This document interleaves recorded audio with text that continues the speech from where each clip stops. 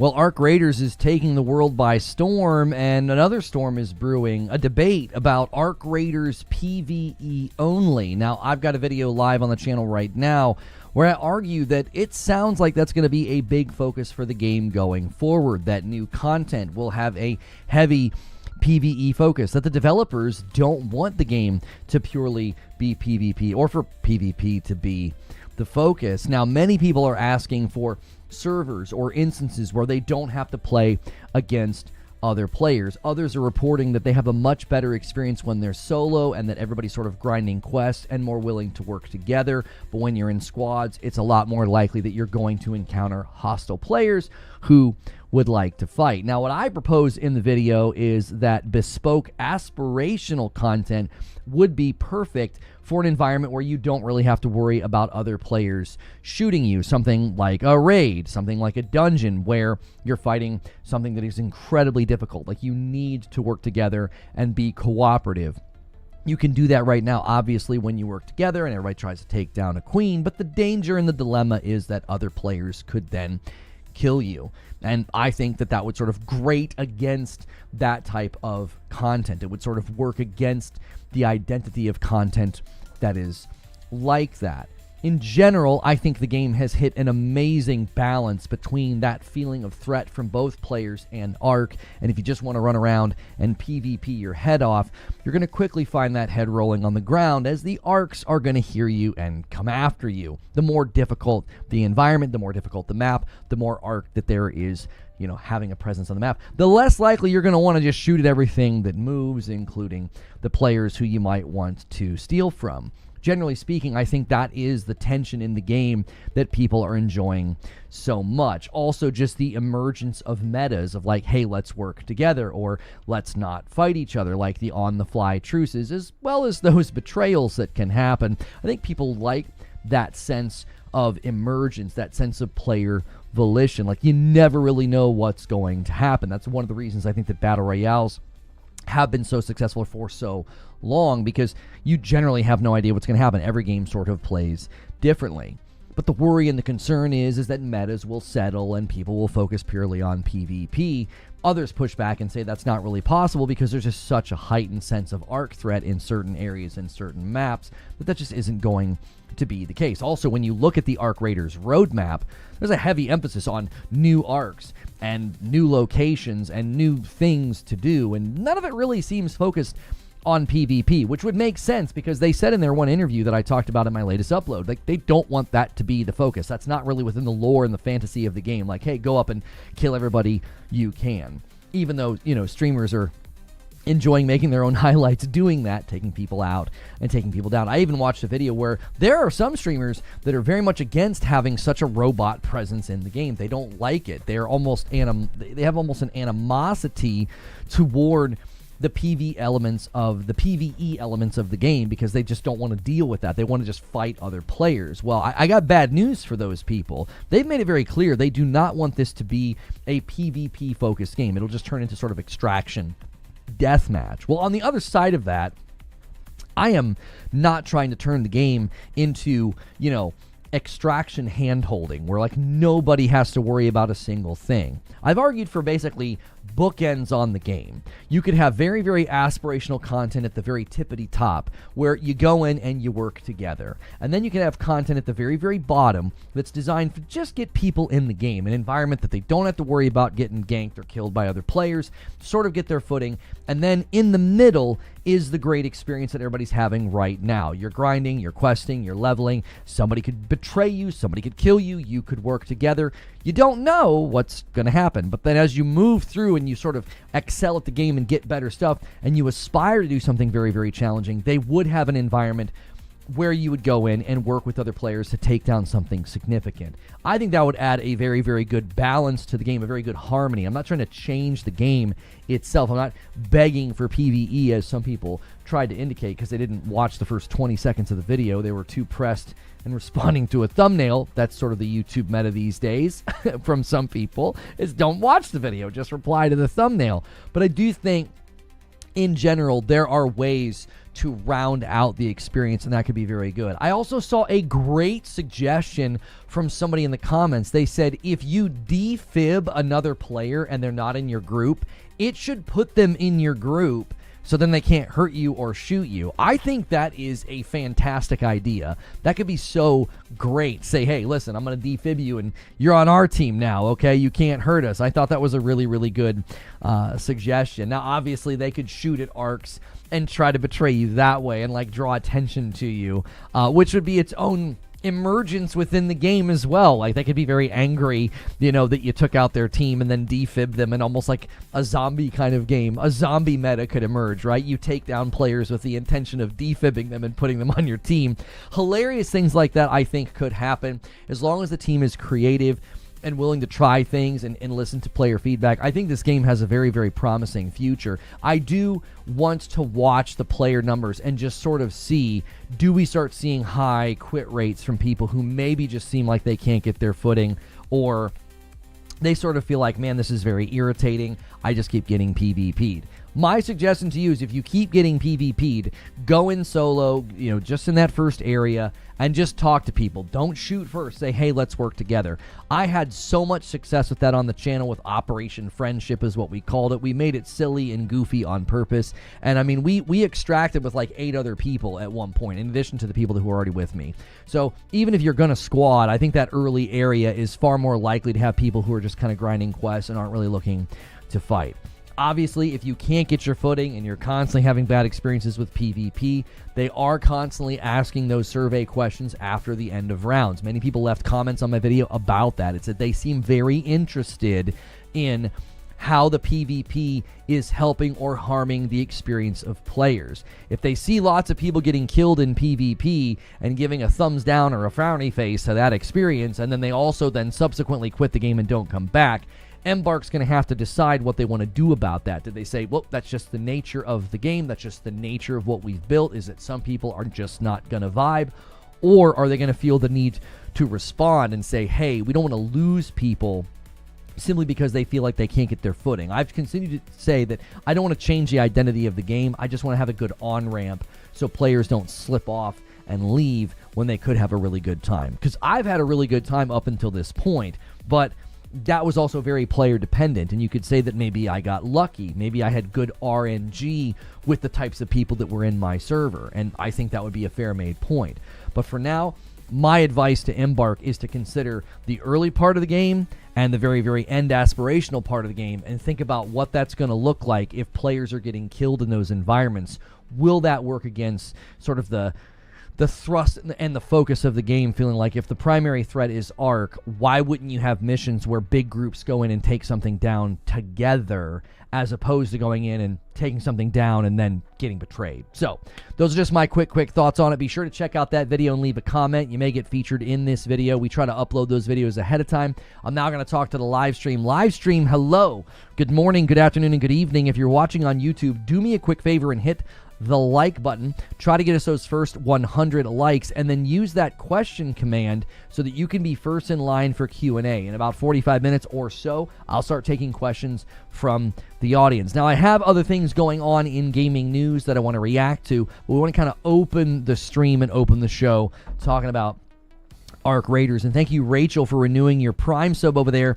I've been streaking for 7 months straight. Well, I don't believe it without proof. There it is. Thank you so much, and getting us to 9 members already on the week. We already had some people doing some gifting and some re-ups this morning in morning coffee, and you are able to use that question command as a member or a paying subscriber over there on Purple. One of the survey questions asks, how was the PvP experience? I'm sure they are keeping track of those results. Astrocross said something close to what I said the other day. To put some kind of bounty on a player that betrays others, create a handshake protocol if you answer yes to the don't shoot me emote. I think those are the types of things they could get creative with. Like, create things that allow for more emergence to happen. So like the emergence of the, do you want to be the betrayer, right? Do you shake hands and say, okay, fine, let's work together? And is there some type of a penalty where you betray that player anyway? And does the game then like mark you in that server for like, hey, the arcs are going to come get you. Now, obviously, that's not that big of a deal if you do it literally once you're in the extraction elevator. Like, there's not a lot of time for that to be a consequence. I mean, maybe that could be a consequence, later. But I like the idea of having those types of things where, like, the community can do stuff that, like, emerges into different metas and different themes. Like, I love that idea of, like, if I defib a player, they're now on my team. I thought that was a great idea. Now, maybe you could make a more expensive defib. So, like, you take the risk taking it in, and when you use it, it's kind of costly, but then you bring somebody on your player, like, on your team, I'm sorry. Don't make it too easy. Snake was 7 months of subs over here on Purple. Thanks for using your Prime sub. I tried the Arc Raiders beta and was constantly getting engaged in PvP, so I decided it wasn't for me. Watching to see how the community evolved, might jump back in later. Thank you so much. Let me add you to the total here. It is now tied 5-5 between the two platforms. Yeah, I think in general that there are two factions of players sort of emerging right now. There are players that don't want a PvP. They don't. And a 5-bomb comes in from Wired Rope to give Purple the lead. We are now 10 away from the first milestone. Whoever makes this hit 25, I gift you guys a member, whether it's YouTube or whether it is video content changed. I didn't change the content. What are they saying? Hang on, let me check something here. Thank you so much, Wired Rope, for doing that. But I feel like there's like two factions kind of emerging in the... Oh, it's because we're having to go back and mute sections. That makes sense. They're thinking that I changed the video. Unfortunately, my wife and I played The Quarry on Friday night, and sadly, it's taking forever to mute all the copyrighted sections. And if we play it again, we're just going to have to turn the music all the way off. And Broken Earth secures the 25 for YouTube. A 10-bomb comes in, and the first 25 of the week is here. Thank you so much, Broken Earth, for doing that. That's so generous. If you guys got a gifted member, be sure to say thank you. Also, be sure to go through that ritual of hitting that like button. Let's get those first 100 likes. We've only been streaming for about 10 minutes, so let's get it going. All kinds of possibilities. I think that should be their continued question. If we add something, what can the community do with it? Instead of being like, well, we're getting feedback, so let's get rid of this thing, or let's add this thing. It should be like, no. Anything that you add, anything that you do, the question you should be asking is, what can the community do with this? Can the community abuse this? Can the community do something fun with this? Can they create an environment that is, friendly or hostile or hilarious or punishing? Like, I think they're going to have to consider all of those things. Like, one of the things that makes this game so good is that it's just got this dynamic emergence to it.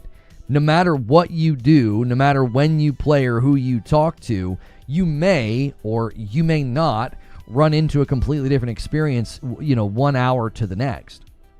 And I think that's very addicting. I think people like that sense of it's there's a pressure, there's a stress, there's an excitement, there's an intoxication, I think, that's baked into that. So I think the people that are like, can I just play the entire game PvE? I think they're fundamentally misunderstanding what this game is about. I'm not in support of that at all.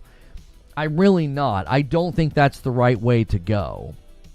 Like, if you could just play every map, every instance, beginning of the game to the very, very end when you're wiping your own character voluntarily, I don't think making that optional, to be like, let's just make the whole thing PvE, right? I don't think that's the right idea at all.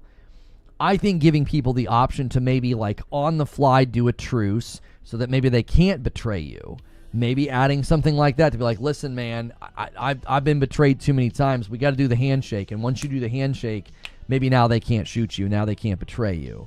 Or, again, you have, like, the intro area for people that feel like, man, I just keep getting ganked. Could I just have some PvE to kind of get my footing? And then, again, the rest of the game, PvP is going to be live.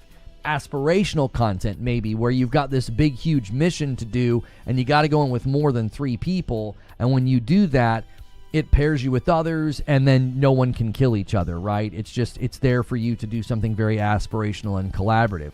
But the rest of the game, I don't think you should be just switching into PvE. I don't think that would be the right call. I'm in total agreement. There can be a good balance. Yeah, I think the mistake would be to just flip a switch and be like, yeah, you can go into non-PvP environments. I think they have to be very, very careful with that. Now, I know Tarkov added their own PvE, but an Arc Raiders PvE only, I think could be incredibly risky, because you could end up satisfying a group of people that are certainly making that a request. They want that to be in the game. They want that to be, a part of it. But I think the mistake would be is that if you do that, you end up making the game feel like maybe too diluted, too split, or you feel like you're just losing players because they feel like the identity of the game has been, too watered down. You could end up losing more than you gain, is I guess what I'm saying. That defeats the purpose because it's always shot in the back when looting. I'm not sure what you're saying defeats the purpose. What are you responding to when you said that? I'm too old to allow other people to determine how my gaming session will go unless I'm in the mood for that. That blend there doesn't work. Yeah, I think a lot of people have reached that point, Hilly, where they don't want to have to engage in PvP. They don't want to, as you're saying, like let somebody else dictate, the flow and the mood of their evening. Because generally speaking, that was why I didn't play Sea of Thieves. It's too easy to have a bad evening, and I'm like, but I don't want to do that. I'm playing video games to have a good time. I'm playing video games to laugh and to chill, not to like end my evening and be like, well, I accomplished nothing tonight. I kept getting, killed. I kept getting attacked. I get where people come from on that. I do. I think that's one of the challenges for a game like this is, can you have that sense of intensity and that sense of fear and that tension if there's no threat of other players? Now, Arc certainly brings that threat, but there's also pretty easy approaches to completely avoiding Arc. Like the other day I was playing with Butters. We and Wooly. We completely avoided the Arc relatively easily, and there was nobody around. Obviously, the fear is that somebody was going to show up in the middle of that and cause chaos. But generally speaking, once you kind of learn how to keep your distance and avoid Arc, the intensity isn't as potent. Now, when you go into stronger areas, more challenging areas, and there's a lot more Arc, or you do like the night raids, certainly what I'm saying changes quite a bit. But I don't think you want to gut that from the game. I think it's too pivotal to the identity. That's not an issue with the game. That's part of the game. Coming into an extraction and saying there's an issue with the game having quests or goals that are PvP focused is certainly an odd take. Who said that? Oh, Silence says, that's the issue with the game. There are feats that encourage you to kill other players. Do this much damage to other raiders, so Embark is encouraging PvP. Well, they said in an interview that quests will never force you to do PvP. I'm not quite sure why the feats are encouraging that, but here's where I don't agree with Eugene. I don't think extraction shooter is firmly defined. I think you have a handful of games that have done it. There's a very, very explosive game right now on Steam that's extraction, and it's purely PvE. And it's doing incredibly well. Now, yes, it's a little bit more silly and a little bit more arcade-ish, and it's called Duck Off, but I don't think extraction shooter is firmly defined as must-have PvP. I don't think so. I think you could certainly have a game where somebody could be building a game right now where you go in and the threat is similar to Arc. It's very, very tough. It's very, very intense, and it escalates. Like when it's time to leave, they could make it really crazy hard to get out. And if you get out, you get all your stuff and you level. If you don't, you leave all your stuff behind. That's still an extraction shooter. By definition, it's checking all the boxes. If the only box it's not checking is, well, there are players that can kill you. It's like, okay, that I think that is certainly part of some of the ones that are out. But I don't think that is a necessary and defining attribute. Charles Hawk with 28 months says, that's why I don't play BRs some nights. I don't want to deal with those types of losses in a gaming session. Let me add you to the total. 26 members already. Can't they do things like Division 1 did with the Dark Zone area, but the ability to leave the PvP area was great when you needed to get gear, but the Dark Zone had better loot because of the risk. This is why I've said they could have an intro area that's PvE, so like newer players or frustrated players could just kind of take an evening and chill and grind and get some stuff, but then they'd really, really feel the draw to go into the environments with other players because, you know, you would want the better loot, you would want the better stuff. I think you could clearly do that. What I don't think they should do, I'm actually against this idea. I don't think you should be able to flip a switch and turn the entire game into PvE. I think that would be a mistake. I know there are players that want that. I know there are players that are asking for that. I think that would be a mistake. I don't think you want to dilute the game's identity. I do think an area that would be lower level gear intended for players starting out where PvP is not happening, I think that's totally fine.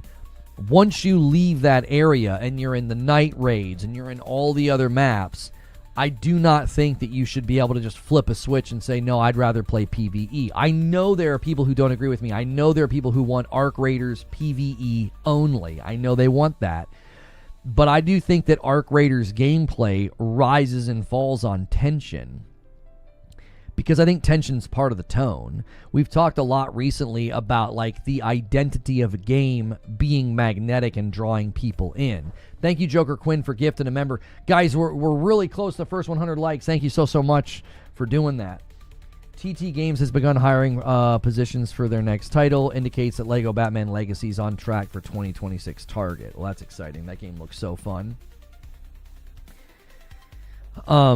We've talked a lot about that, though, like the identity of the game. Like, what makes Arc Raiders so appealing is there's a tone, there's a vibe, there's an identity, and I think that creates magnetism. Like, you want to come and play the game. And in general, I think if you dilute that, that's when you end up with games that slip and lose their players, because it either feels like something else or feels like everything else.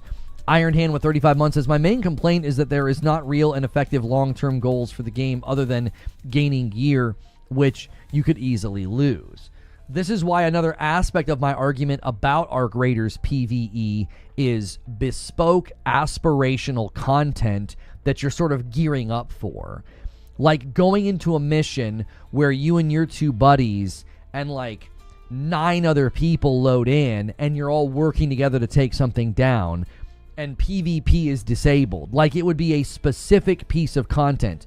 It would not be, you know, the main portion of the game. That would be something that you would aspire to go and do, and then they would just remove the PvP element. I just don't think that that would be in there. It would be, the purpose of that would be, we are going topside to work together. It's within the lore of the game. It's within the fantasy of the game. Now, the rest of the time that you go up, sure, it's the wild, wild west. Somebody could decide to shoot you, steal your stuff, you know, oh, they'll pretend to be friendly and then they'll betray you. I think that that's totally fine. So what I'm arguing is if they do anything with PvE, they should be very careful with it. Either do something as introductory, so like new players have a safe place to kind of get used to things, or aspirational content where you don't have to worry about getting shot in the back. Everything else in the middle, that meaty center of the game, that the bulk of what people would be doing is engaging in the game as it currently exists, where you go in and players can attack you if they would like to, or they can decide not to. They just want to work together. If you're looking for people to play with, it does seem like solos is your best bout, or your best route. Solos is your best route. People seem way more willing to work together in Arc Raiders gameplay when you go in solo. It's because they're in there kind of grinding, you know, they're grinding the quests, they're grinding that opening area, and I think that is a lot more conducive to not wanting to fight. Because it's like, if you go in as a squad, you go into the harder areas, you're going to be dealing with people that are more kitted, you're going to be dealing with people that are more experienced, And when you do that, you know the risk that you're taking. You're basically taking a risk of, you know, players attacking you. If you guys want to submit questions for Q&A, we'll be doing Q&A in about 30 minutes. There's only 2 questions submitted, so use the question command or the Q command in chat, and when you do that, Nightbot grabs your question, and then we can feature it right here in the content. I've been killed more in solo, but that's just anecdotal. I don't necessarily think it's a hard and fast rule. I'm just noticing lots of people say their experience is they run into PvP less often when they're solo, especially on the very first map. Not anymore. I'm getting killed in solos just as much. The concern would be obviously that like people are already kind of getting bored and they're just going to go down into the lower level areas and just beat the tar out of people. I think that duos are the most difficult to run by far, especially during events on higher tier maps. I tried duo running Spaceport Tower Loot last night. I kept getting hit by full kit trios. Yeah, stacked trios are going to be tough when you're in a duo because you're outmatched. And it doesn't really match people according to duos. I think as long as you're not by yourself, it attempts to put you against other people who are also not by themselves. That's generally what it's trying to do. It's like it's trying to put solos with solos, and then it's trying to put groups with groups. When you do that, obviously a duo is going to be at a disadvantage. So 2 more questions have been submitted. Thank you, Mediocre Milton and Hilly. The question queue is now to 5 as Wired Rope adds another one. Thank you guys so much for doing that. Twitch over here bringing the heat with the questions. Thank you. And as you guys come in every day, just go through the ritual of hitting the like button.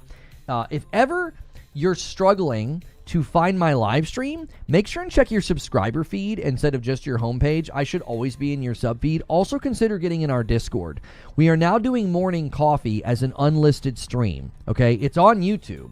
And if you want to watch Morning Coffee, you're going to need that link in the Discord, or just come to my channel. Morning Coffee will be the featured video for the first hour every day from 9 to 10 Eastern. So if you missed Morning Coffee this morning, we did it. Make sure and come to the channel every morning. It'll be featured or it'll be linked in the Discord. That's how you can kind of stay in touch with what's going on here. The more you talk about it, the less I want to give it a go. Was getting a bit of FOMO, but it's not what I play these days. I think in general, BNE, the concern would always be that a game like this devolves into metas. And people are just going to get bored, and they're just going to start killing other players. Now, again, the pushback from experienced players is that when you get into the higher level maps and the more challenging maps, there's too much Arc to do that. There's too many robots about. Right? You're going to draw attention to yourself. You're going to get shot. Like, you're not just going to want to shoot everybody that you can find. That's why the concern would be is that people that want to PvP are going to go down to the lower level areas where Arc is less of a threat so they can beat up on people. Well, guess where that is? That's where the less experienced players are, and you're going to shove them right out of the game. See, I've talked about this many times. I still don't see Green Room on Discord when it's live. That takes place on the stage, and if you can't find that, I don't know what to tell you. It's like a giant thing in the center of the server that you click on. Maybe you don't have your YouTube account synced with Discord. Maybe that you need to do that. It's hidden from you until you do that. That certainly would be emergent player behavior that would be concerning. I have talked about how games tend to cannibalize themselves when there's a PvP element. And if you have PvP-minded players that feel like, I can't really PvP in these higher-level maps because the Arc is a major threat, what are they going to do? They're going to go down to that first map so they can slay out. And guess who's hanging out on the early map? The new players. That's why I'm telling you, it wouldn't surprise me at all if they create a PvE environment for that lower area, because that will certainly be a potential risk. There is not a PvE mode, Captain Steve. No. They have largely, I think, and loudly signaled that PvE is a huge focus. I have argued that they're going to add some type of PvE content in the future. I believe they have signaled that. I believe they have basically said that that's the largest focus of the game, and that PvP is not the main focus. So I'm interpreting their comments, I think, fairly. I do have a bit of a bias, but I actually think I'm interpreting their comments rather fairly, that at some point in the future there will be PvE content to some degree. I don't think they're just going to let you turn the entire game into PvE.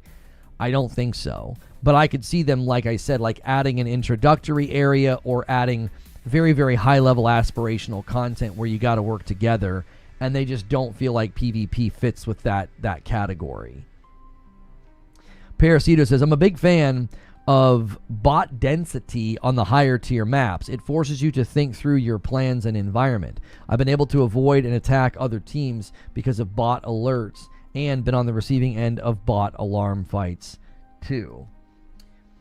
Then what would be the adrenaline rush for extracting? The whole point is danger, but that's just me. I don't disagree with you, Marian's Crown. That's why I don't think you should be able to turn the entire game into PvE. I think the introductory area, it makes sense. You don't want people getting crapped on and quitting. I think having aspirational content be PvE also makes sense. But I think the bulk of the game, retaining the threat of other players, I think is incredibly important. Thank you, Wilbur. I think that's incredibly important. I think the bulk of the game, the threat of other players should be maintained. But I think in two different particular instances, the threat of other players is not necessary. I don't think the threat of other players is necessary when new players are just trying to get their footing. I don't think the threat of other players is needed in aspirational content where you have like a really, really hard fight or almost like a raid or a dungeon environment. I don't think the threat of other players is needed there. I think in the rest of the game, the threat of other players is needed. I'm very much a proponent of PvE, and I don't like playing against other players, but you can't remove that tension from the game. It would lose its identity. I think it's too central. It's too integral to the experience right now, especially with proximity chat. Being able to negotiate, being able to ask for help, being able to talk smack or betray people. That's becoming a core part of the game's DNA. You can't rip that out and be like, yeah, if you want to play PvE through the whole game, you can. I don't think that would be a good idea. The inventory balance also makes it less of an incentive to kill players. Other extraction shooters, you can carry so much. Right, you can carry like a Santa Claus-sized bag of loot out, and in this one you can't. So you're like, yeah, I'm kind of already full. Why would I fight? I think that's a well-made point. I get how it works, says B&E. They shouldn't change it just the way the game is. Might watch more footage, and I might give it a go in the holidays. If it doesn't have a huge drop by then. Parasito says, bot placement around extraction points is also something to consider. Half the extracts on Dam are usually covered by bots that are very dangerous to weaker or inexperienced players. I didn't have that experience. Paris, but again, it's a very, there's a lot of RNG in the game. You know, there's a lot of RNG in the game. Extraction lurkers suck. They wait for you at the console, and then they two-shot you. Be careful calling elevators. Raiders almost caught my team slipping, calling from one. Oh, for sure. Oh, yeah. Yep. You fight for better loot. I mean, yes, you do fight for better loot, but I generally think the odds of you finding better loot, let's say you're halfway through the match. I think most players know that the odds of you finding better loot when you fight somebody, kill somebody, shoot somebody, whatever, come on, you're probably not going to find better loot. You're going to find a lot of the same stuff you already have. If you've been playing the game any length of time, you know that you could kill like 9 people in a row and find virtually nothing worthwhile. You're like, I've already got all this pretty much, or I'm already close to being over encumbered or whatever. There's no god rolls. Loot is loot. Right. Like, the odds of you finding, like, a high-tier weapon on another player, I think the more people play, the more they're going to see the loot table trends that are like, yeah, once I've got enough to get out, I don't really feel the need to shoot people. The point that I've been making is people get bored, and they don't care. They'll go in free kit, they'll scrounge for ammo, and they'll just shoot anything that moves. Like, they don't care. This is why you need hatch keys. This is true. When you play solo, you have to play against teams of 3. It makes no logical sense. That should be happening very infrequently. The matchmaking is literally designed to minimize that. You should be primarily playing against solos when you're solo. Now, you could be running into people who are teamed up. I teamed up with people. I was running around with 4 people at one point, and we were not in a party. At any point in time, we could have killed each other. This is one of those games with no real end, and just play till you get tired of it. Well, not necessarily, Diaz. They've outlined their roadmap, which has new arcs, new weapons, new locations, new things to go do. So, I mean, there's no real end to a lot of games that are live serviced. You just kind of continually come back and play, whether it's Apex Warzone, Fortnite, MMOs. Obviously, you hit like a level cap and start raiding and try to get best in slot gear, but generally speaking, every game kind of that is ongoing. Final boss, I mean, no. Expecting a final boss in a game like this is a little bit of a categorical mismatch. I don't expect a final boss. Aspirational fights and like really hard bosses, sure, I expect that, but I don't expect them to do that, to be like, yeah, we need to be putting that in this game. You know what I mean? Like a final boss. That doesn't really work with the type of game that it is. I like going in with a free loadout. Sometimes that way, if I get taken down, it's not a big deal. They're just robbing an empty bank at that point. Going with free loadout. Yeah. If you go in with the free loadout, obviously if somebody kills you, they're going to kind of regret wasting their time and drawing attention to themselves because you don't have a whole lot of stuff. Guys, in about 20 minutes, we're going to go through the Q&A, through the questions there. There are already 8 questions in the queue. Make sure you guys are smashing the like button as well. Thanks so much for tuning in over here on both the platforms. I'm sure they'll start adding new arcs down the line. That's literally on the roadmap. If the actual roadmap shows that there are new arcs coming. Open image in a new tab. So you can see here, in November, new map, an unlock event for the community, a new arc, Matriarch and Shredder, so 2 new arcs, new gameplay items, and new quests. Then in December, they're going to do Snowfall map condition, Flickering Flames event, an Expedition departure window, a new Raider deck, and new quests. And again, all of that feels very PvE focused. You know, it feels very, very PvE focused, which I think makes sense. They have basically said that that's the focus of the game, is PvE. The focus of the game is not PvP. So, you see someone's concept of the tumble? Yeah, they basically said some of the tumbleweeds should be those little spiders. Yeah.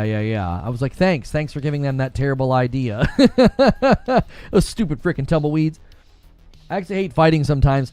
Any decent gunfight can make the rest of your run or extract super dangerous, for sure. No way Arc's adding weather and Battlefield 6 still can't figure it out. That's right. A modded loadout quickly becomes basic, and you get the safe pocket. The free loadout is pointless after a few runs unless you're dying every time. I mean, I think the free loadout's good for grinding quests. It's good for getting ammo. It's good for stocking up on resources that you might want to sell, break down, or craft with.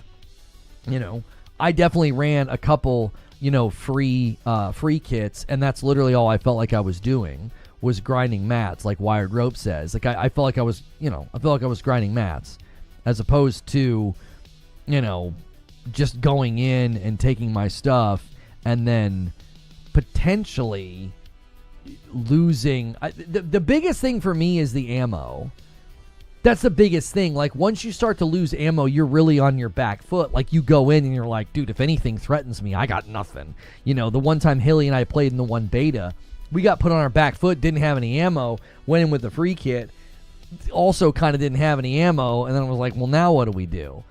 Now, I've learned that, and this again was like, I guess, a misunderstanding of the game. Back then in the beta, I thought you were supposed to go in and engage the robots and try to, like, get stuff off of them, right? That's what I thought you were supposed to do. So once we were on the free kit and we didn't have enough ammo to really engage one robot, it was like, well, this seems kind of stupid. But now it's like, well, no, once you're on that, that back foot situation, you've got to go in and play it quiet, play it safe, and scrounge around, which has its own level of intensity and fear, which I think is very good. But I also think that's part of the issue, is that players that don't understand that might not get why they're having like a high fail rate. They're like, I don't understand. Am I supposed to go in and, not fight anything? I'm just supposed to go in and hide the whole time. That seems kind of boring. This is why I think giving people that PvE environment to get their footing would maybe help people not quit. I'm not trying to make it easier for me because I wouldn't hang out down there. I've already got my footing. I'm leveled up. I feel like I've had pretty good success playing by myself and like grouping up with people on the fly. But you don't want people, quitting at high thresholds because they have a couple of bad matches where they just get kind of like smacked around by people. Once you learn where ammo crates and weapon cases spawn in the map events, it's a vibe. Right, and I think having low-level PvE environment, just one, would help people do that. It could even have more of a tutorial focus. It could really talk about, hey, when you're low on ammo, don't engage the arc, hide. Look for these types of buildings and crates to gear up and get ammo or get guns. You were at Gorilla over the weekend. Hideo Kojima paid a visit to Gorilla recently and met with the head of PlayStation Studios, Herman Hulst. I wonder what they're doing. Just swap the free loadout for an MK1 AUG. You can buy the MK1 augment from Lance with the free loadout augment.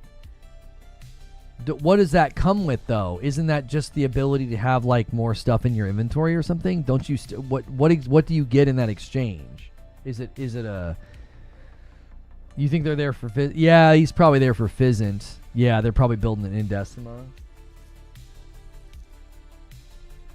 Have they said anything about the Division 3? The only thing they've said about the Division 3 is that they're making it. They haven't said much beyond that. Yeah, they really haven't. Imagine MGS5 in Decima. Yeah. Anything Kojima does in Decima is going to be great. He and Gorilla and that engine that's such a happy little marriage there. MK1 AUG is safe pocket. Increase inventory size, but no free weapon on drop-in. Okay. Free loadouts are random and can come with zip lines or decent grenades that you can also leave with. Yeah, I kind of poo-pooed the free kits, and then I kind of changed my tune on them, which I think has just further informed my opinion that they don't do the best job of getting people on the road. Like, the on-ramp to this game I think it's a little steep. I think you'd have to drink from a fire hose. I think there's a lot to figure out. A lot of things can go wrong, right? A lot of things can go wrong. And, again, this is just something you have to consider. It's like, do you want people quitting the game early on because they were never really given a chance to get into gear? That's always been sort of my position on it. It's like, you're going to have people quit no matter what. You want them to quit for the right reasons. You want them to quit because the game's not for them or they're not having a good time. You don't want them quitting and falsely determining, well, this game isn't for me or I'm not having a good time, simply because you're not really letting them get a foot in the door. You know what I mean? Pain point. I would call it like a pain bottleneck. The risk of it being like a pain bottleneck of like, they can't really get through that choke point of just getting some gear and getting some loot and getting out. Like, if the early area becomes a PvP fest because experienced players know that's the best place to go, to mop up noobs, that could be potentially bad for the game long term. Free kit after a couple of lost matches is always the move. Run in, grab seeds, metal parts, maybe a new gun, and get out. Repeat until happy and learn new guns or zones. Here's something that I suggested about that, Parasito. Like, in a subversive way, you could basically, in a subversive way, expose somebody to how useful the free kit is. I think your first 3 extractions, they should just make you use the free kit. They should just make you use the free kit.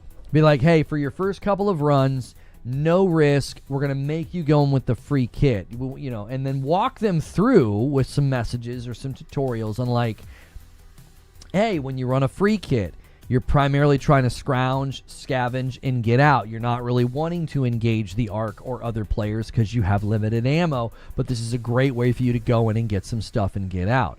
If somebody went in with the free kit 2 or 3 times, got stuff and extracted, and now they kind of have a stockpile of stuff, you just educated them without a big giant text bar, like being like, well, what you want to do is use the free kit to No, you basically make them walk through the experience. They come on the other side of it and they're like, oh, look at all this stuff I have now. And they would remember that, like if they have a couple of bad runs and they're like, well, I don't really want to risk anything or I've lost too much, they would remember, 2 or 3 free kit runs and I'm going to be stacked again. And then they would just pick the free kit. I feel like some of the later quests touch on what you're describing. It just needs to be placed earlier in the funnel.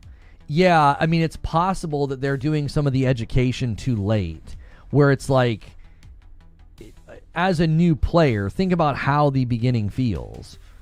They have you run down a road, they teach you the basics of like looting a car and picking stuff up and encountering a raider, and then they have you interact with the door. And then they have you go down a hill after you get knocked out. They have you go down a hill and like you fight one little bot, and then you go up and then you leave. And a 5-bomb comes in from Siriu. He's trying to get that goal started for Friday night. My wife reacts to gaming news, and then we'll play more of the Quarry this Friday. If you guys enjoyed watching us do that, you can loot that car. I did a night raid with the free kit and got a level 3 blueprint and clinched my cheeks all the way to the extract immediately. There you go.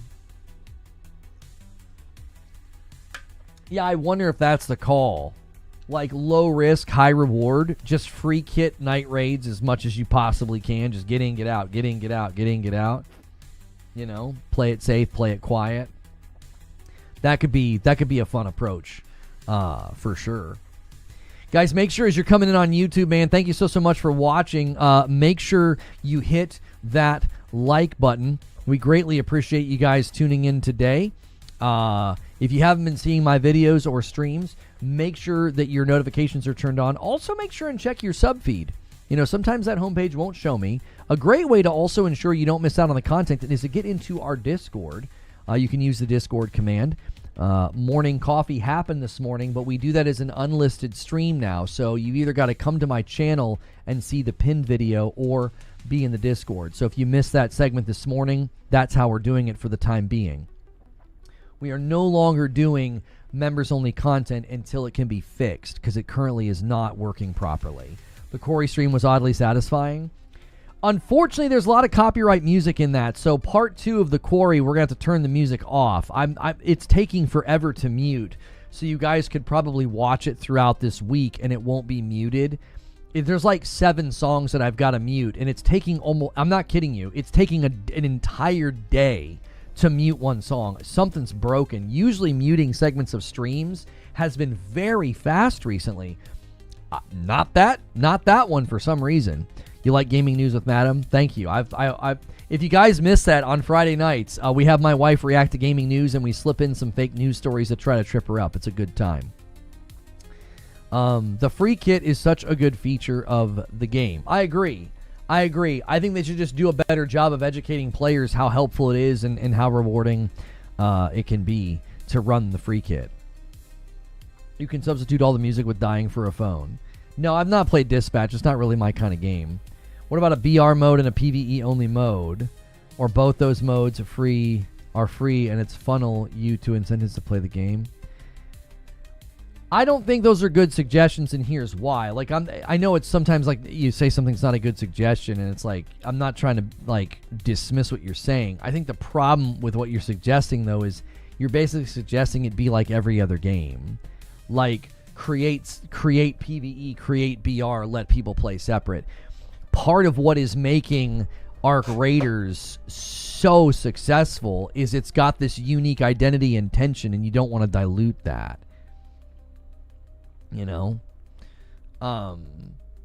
I'm semi-used to situations like this game, but it definitely feels like they tried to push you to the other maps too quickly. In my opinion, you should exhibit mastery of a map before moving to the next one. I definitely felt that, Paris, when it was like, hey, you can go to this new map. The one, what's the Sunken City or whatever, where like everything's under sand. I got on that map, and about 5 minutes in, I was like, yeah, I want to go back to the other map now. So I definitely think there's something to be said for maybe slowing that down a bit, or again, acclimating people a little differently. I think these are just some things for them to think about. Like, how are you acclimating new people to the game? Are you giving them an environment where they can kind of flourish and grow and then feel empowered to go and venture into live fire environments with real players, right? Are you setting them up for that very well? Secondly, like, are you pushing people into the next map too fast, or a night raid too fast, or whatever? You know, pacing is something to be considered, because you don't want somebody playing the game and feeling like, well, I was having a good time, but then this happened to me in Deep Rock Galactic Survivor, a completely different game, not even remotely the same. But I unlocked a new area, and I went to it, and it was way too hard. And people were like, no, just grind the first area until you feel stronger. Even Ball Pit kind of feels that way. Like, if you just keep pushing forward to the next thing, or you just keep using every new character, you might not have a great time, because you want to kind of grind and unlock things. So you want to grind the opening area and use all the different characters and unlock the different buildings and get the different perks. Similarly, in Deep Rock Galactic Survivor, like, you want to grind the early area, and you want to, you want to like get yourself stronger in all these other ways, because there's meta progression in that game. I think similarly in Arc Raiders gameplay, you've got to let people kind of like get a stronger footing. That's really the theme of my feedback, is equip players to have a stronger footing before asking them to do the next thing. And I think that's why a PvE mode for the very, very bottom would be good. Only there, the very, very bottom, let them do some PvE. And then the rest of the game should just be, no, it's a live fire exercise. What's the best way to make everyone happy? PvE only and PvP only? No. Many bounties on yourself, like dog tags, to attract people to you, and big arc hunting for incentives. What about clan tag or gang wars?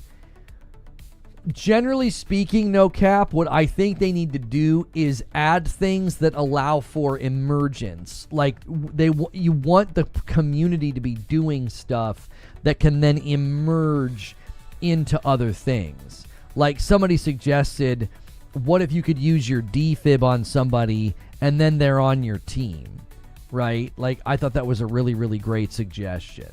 Now, obviously, that could be used somewhat maliciously, like, right? Like, you shoot people, then defib them, and now they're on your team. Almost like zombies or something. But I do think things like that, like, what if there was an official truce where you could shake hands, and when you do that, the person can't shoot you? Or if they do decide to shoot you, there is some kind of a consequence. Like, hey, we shook hands, and you betrayed me, you know, maybe that marks the person as a bounty, or the arcs more aggressively look for them, or other players can see them marked on the map, and now they're hunted, you know, as a betrayer. I think that's what you want to do. The last thing you want to do is, like, limit what people can do. Like, just limit it down. Like, yep, here's PvP, so you can BR, you know, Battle Royale it up and basically turn it into, like, Deathmatch Extraction. Oh, and over here is PvE. I don't think that's the right idea. You don't want to limit what folks can do. The PvE only floor only delays. It won't stop PvP taking over. Right, and we've talked about this before, where I say, you know, there's two ways to change player behavior. You can change player behavior by, you know, punishing, right? You can take a punitive approach, or you can take an incentive approach. So you can incentivize player behavior, or you can punish, right? I think incentivization is always the strongest. It's always the most potent, because what happens is you're rewarding them or funneling them to activity or to behavior that they feel they chose themselves.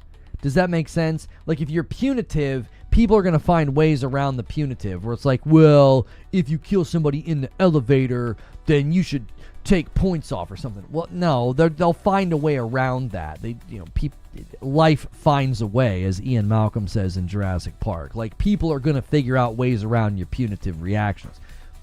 But if you give people incentive, then they're like, ooh, I want that thing, and so they do whatever it is you want them to do for that thing. Well, now they feel like they're the ones choosing it. They don't feel like their hand is being forced. They don't feel like they're being coerced. Does that make sense?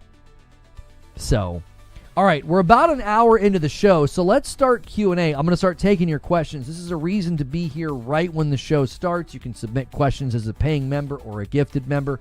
Now's a great time to renew as well. Check your primes. They have to be done manually every month.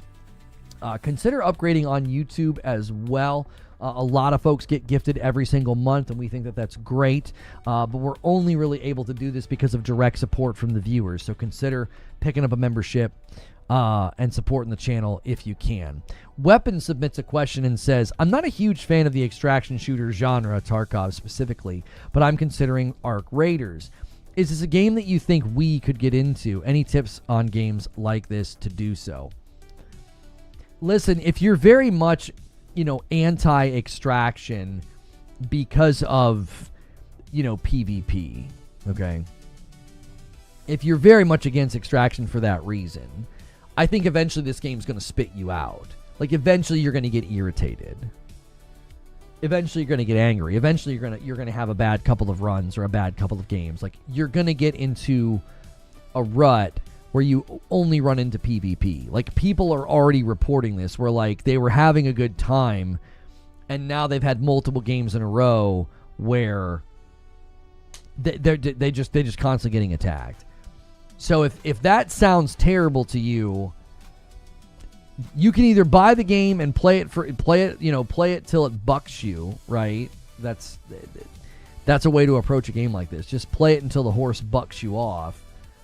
Or you could just avoid it entirely and not waste your time, because you're likely going to get bucked off the horse. You're going to be like, I'm just not liking this, which is understandable. Hang on one second.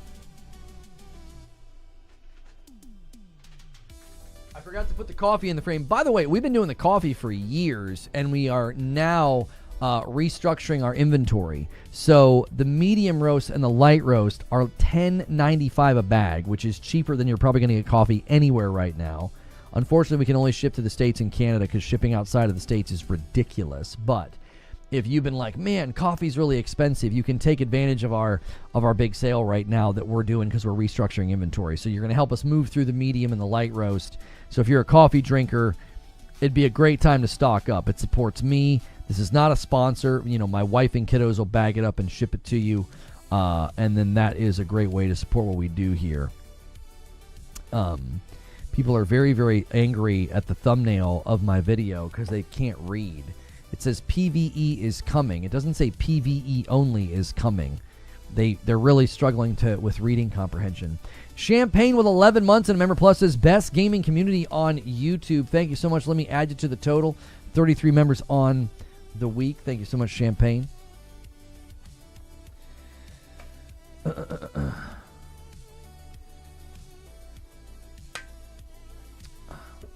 Not gonna lie, a lot of the PvE discussion, says Corey, for Arc Raiders sounds like people who don't really want to play in a PvP extraction shooter. It sounds like they want something akin to Destiny and not D2. I think there's a couple of things to extrapolate from the Arc Raiders PvE only debate. I think there's a couple of things to extrapolate from the discussion. Number one, Embark has to decide how much of an impact that has on the game.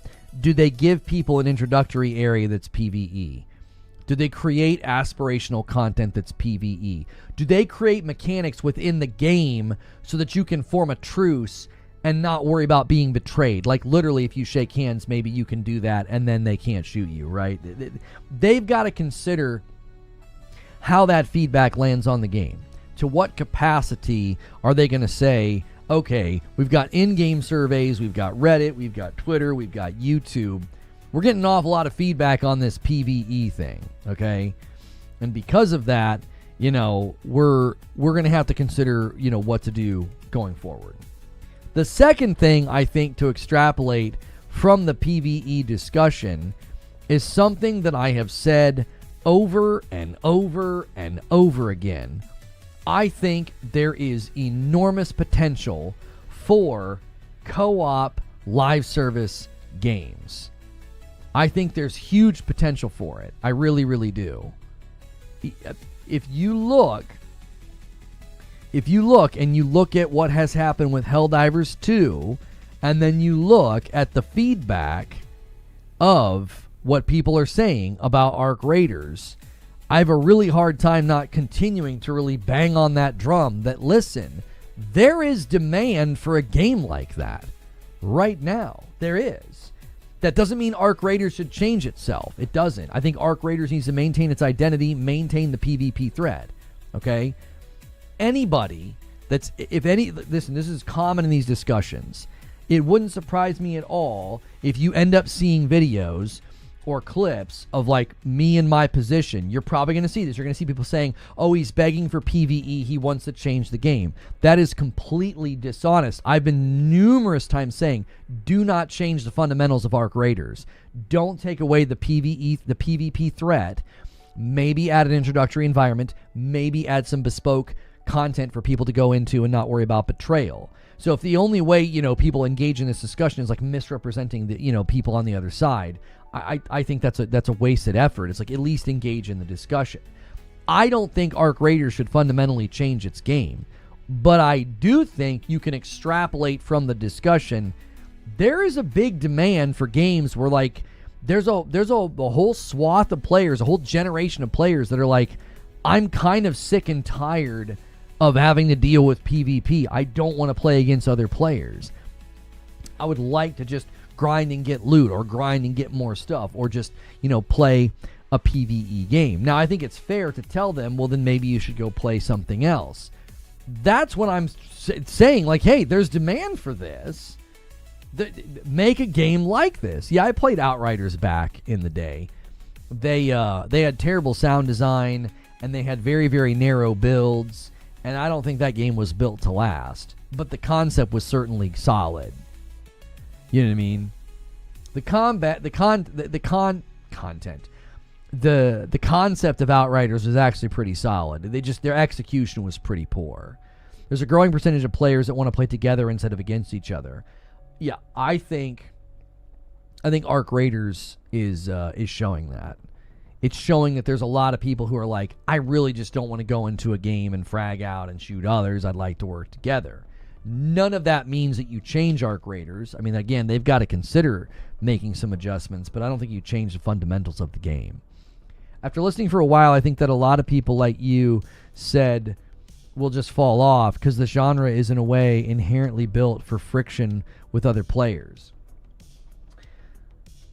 I don't think you're wrong, but I also think that's up to the studio to decide if they're okay with that. Are they okay with large numbers of players, as you're saying, quote unquote, just falling off and then never coming back? Not because they didn't like the game, but because they liked a version of the game. They liked a side of the game that they felt like, you know, it's hard to explain. It's like they liked coming to your establishment, they liked coming to your business, but this one aspect of it made them stop coming. Maybe the music was too loud. There's a place that my wife and I really like to go eat, and they have live music, and they changed to just like a guy now who he plays like a piano or something. And it's so much better because it's not as loud. There were times where it was like kind of unenjoyable. It was like hard to have a conversation. It was like, we loved the food, we loved the wait staff, we got to know the owner. You know, I love to go to a place of business and get to know the people there. It makes it, you know, more enjoyable, and you tend to get treated better as well. So when you're a good tipper and you get to know everybody, you're increasing your odds of having a good time. But the music was always a little bit too loud. So, you know, when he lowered the music, I was like, oh, this is actually nicer. In a similar fashion, like if people enjoy coming to your place of business and there's one aspect of it that's sort of making them not want to come back, That's the question. Can you do something to soften that edge so they keep coming back without changing the fundamentals of the game itself? Like, don't remove PvP, if that makes sense. Wooly with a £5 super chat. Reforge, I stand by what I said. This is the best multiplayer game with the greatest potential since Destiny 1. I'm hooked. I've been pushing Operation Friendship. I know you're a believer, Wooly. I've seen your clips. Wooly's out here making teams of dudes that work together. You know, I love it. I love to see Operation Friendship in full effect. I don't think the genre is built for player friction. It's just built to enable it. It's not a core piece, especially with procs, comms, and the ability to help others being so readily available. Maybe not player friction, maybe friction. It's nothing like Destiny. Paul, there is, I think, a unique frustration when people intentionally misunderstand what somebody says. I'm going to read it again for your sake, Paul. Let's turn on our listening ears, like they say in preschool. He says, this is the best multiplayer game with the greatest potential since Destiny 1. Now, nowhere in that sentence did he say the game's anything like Destiny. He's saying, not since Destiny 1 has he played a multiplayer game with this level of potential. Now that I've had to explain a pretty basic sentence to you, maybe we don't have to do this thing where people constantly misunderstand points that people make. That's got to be, I think, one of the most things that frustrate me in this environment. Is you'll like make a statement and you're like, I'll say, yeah, you know how they add content to Helldivers 2? This game's nothing like Helldivers 2. It's like, nobody said that. Like, that's not what Wooly said. Wooly did not say it's like Destiny. He's saying he hasn't played a multiplayer game since Destiny that made him feel like there was this sense of potential. Like, good golly, what a misread of what he said. Why flat tire the conversation like that? Potential Destiny had a 10-year roadmap. That's what I mean. This game has a 10-year plan. They said it in an interview. What do you mean? What do you mean? He's saying it has potential. He's saying multiplayer games that he has played, a lot of them have not had this level of potential, right? Not since Destiny has he played a game where he feels like there's so much potential here. Like, the minute you invoke another game, somebody always has to show up and say, oh, it's nothing like that game. And it's like, that's not what he was saying. He was not saying that. He was saying, I've played a lot of multiplayer games. I haven't played one with this much potential since I played Destiny 1. That's all he's saying. And here's the other thing. Similarly to how they've added content to Helldivers, you could do that in this game, and they're doing it. They're going to add arcs. They're going to add new locations. Now, when you say that, you're going to have bad faith people do that. This game is nothing like Helldivers. Nobody, I'm not saying this like Helldivers. I'm saying Helldivers has been able to maintain relevancy, player engagement, and resurgence of player interest by adding PvE content, and that is definitely something that Embark will be able to tap into with their game. Does that make sense? That's not how analogies work. I think that's become my newest pet peeve is anytime you're talking about a game, if you invoke the name of another game, somebody's going to show up and straighten their glasses and be like, it's nothing like that. And it's like, that is not what he was trying to say. I think this is a total early game honeymoon experience. This is why I've said so much of what I've said this morning. I don't disagree with you at all. I think we're very much in the honeymoon phase, and they've got to watch player behavior. They've got to watch quit rates because they could quickly lose it all like that if they don't monitor these things.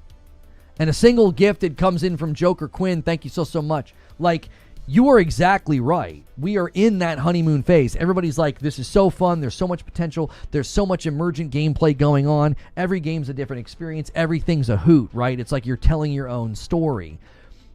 They could quickly flat tire and they could quickly lose people if they don't monitor these things. If you have high quit rates in the first area from new players, they've got to ask the question, why is that happening?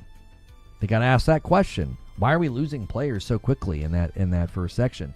If your, high level of hour players start flocking to the first area and they're primarily PvPing, you've got to ask a question.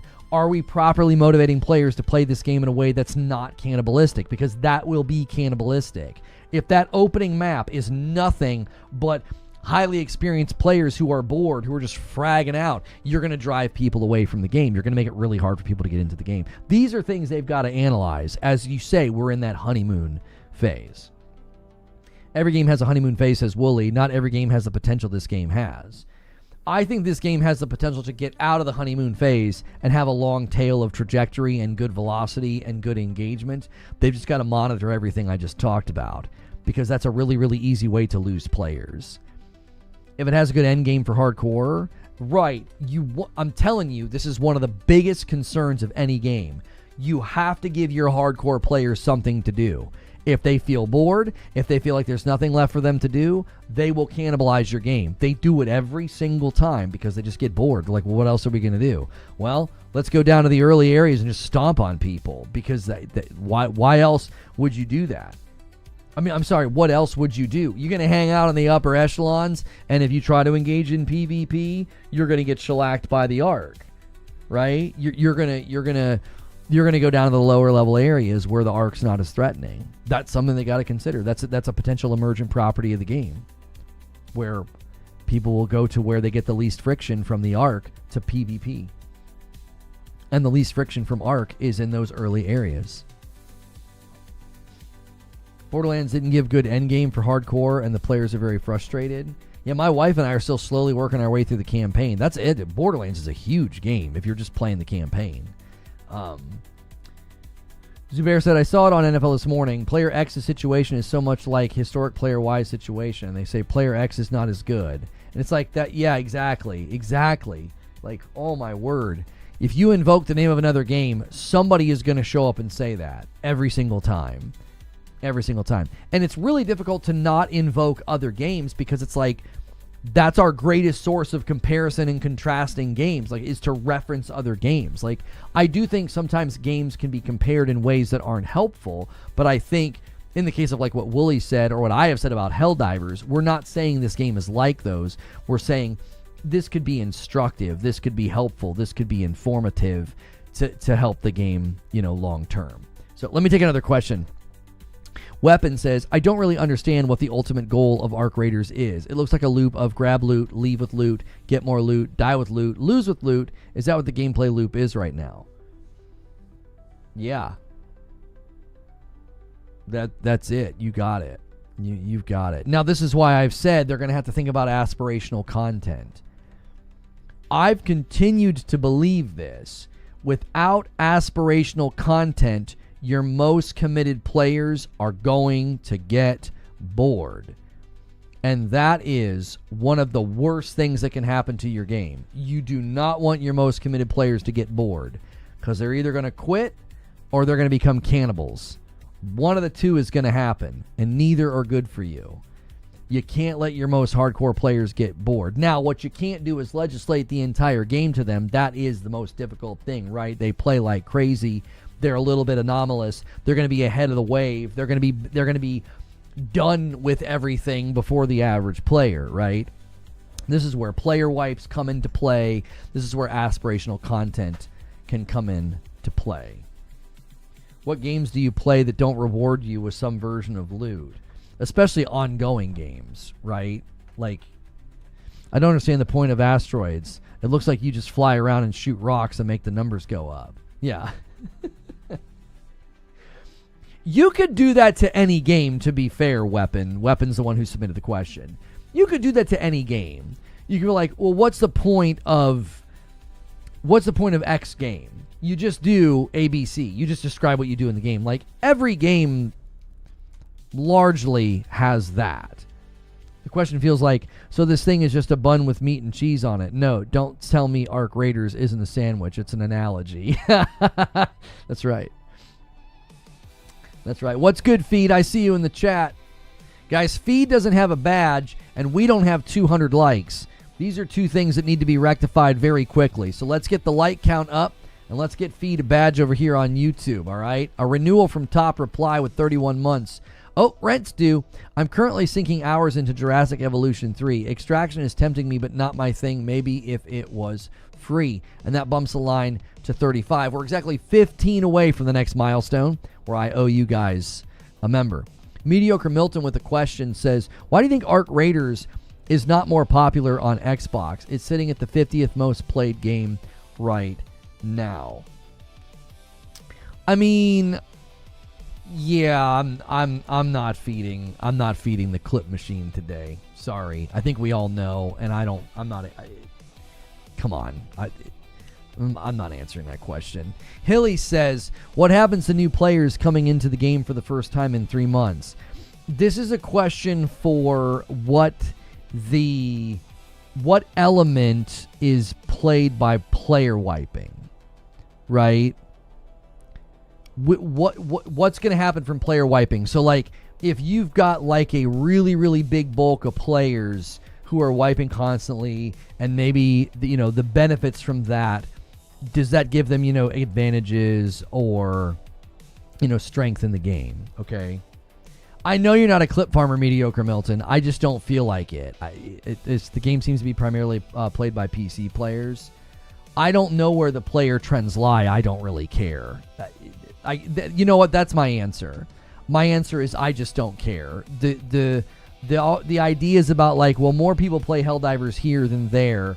It's almost always leveraged by a debate that I just don't frickin' care about. It's so tiresome at this point. Like, I don't care where you play. I don't care who has more players. That doesn't have any bearing on my judgment of the game's quality or, future trajectories for the potential, games. I just posted in their Discord 500 premium currency for yesterday's hiccups. Oh, really? Interesting. Back to Hilly's question, though. And I wasn't trying to insinuate, Mediocre Milton, that you were clip farming. I was saying I didn't want to feed the clip machine because people invoke Xbox, and I'll just say what I think, and then it gets turned into something else. Even me avoiding the question is going to get turned into something, but at least then they have like a very calm and boring clip. You know what I mean? It's like, it's not that exciting, is it? So, for Hilly's question, they're going to have to ask the question, is the hardcore group of players that are constantly wiping, resetting, grinding, and gearing up, are they making it difficult for new players to come into the game? Like, what role are they playing? Does that make sense? So, this is part of why I've said an introductory area that's PvE only could be helpful. It really, really could.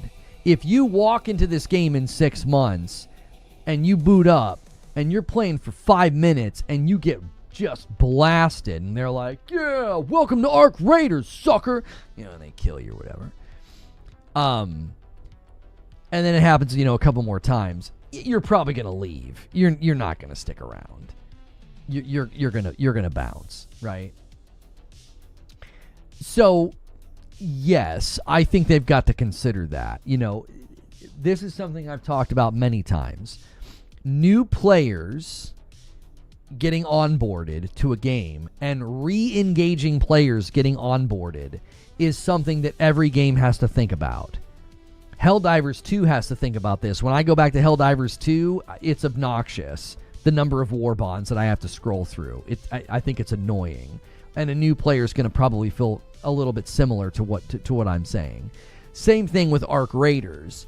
If I take a 6-month break, okay, and then I come back and you're coming in for the very first time, and we're both trying to re-engage. If there's been no effort to onboard us back into the game or onboard us into the game for the first time, you're likely not going to keep those players. This is always going to be a difficulty of a game that it just starts going and it's spinning and it's going and it's going and you're trying to like jump on.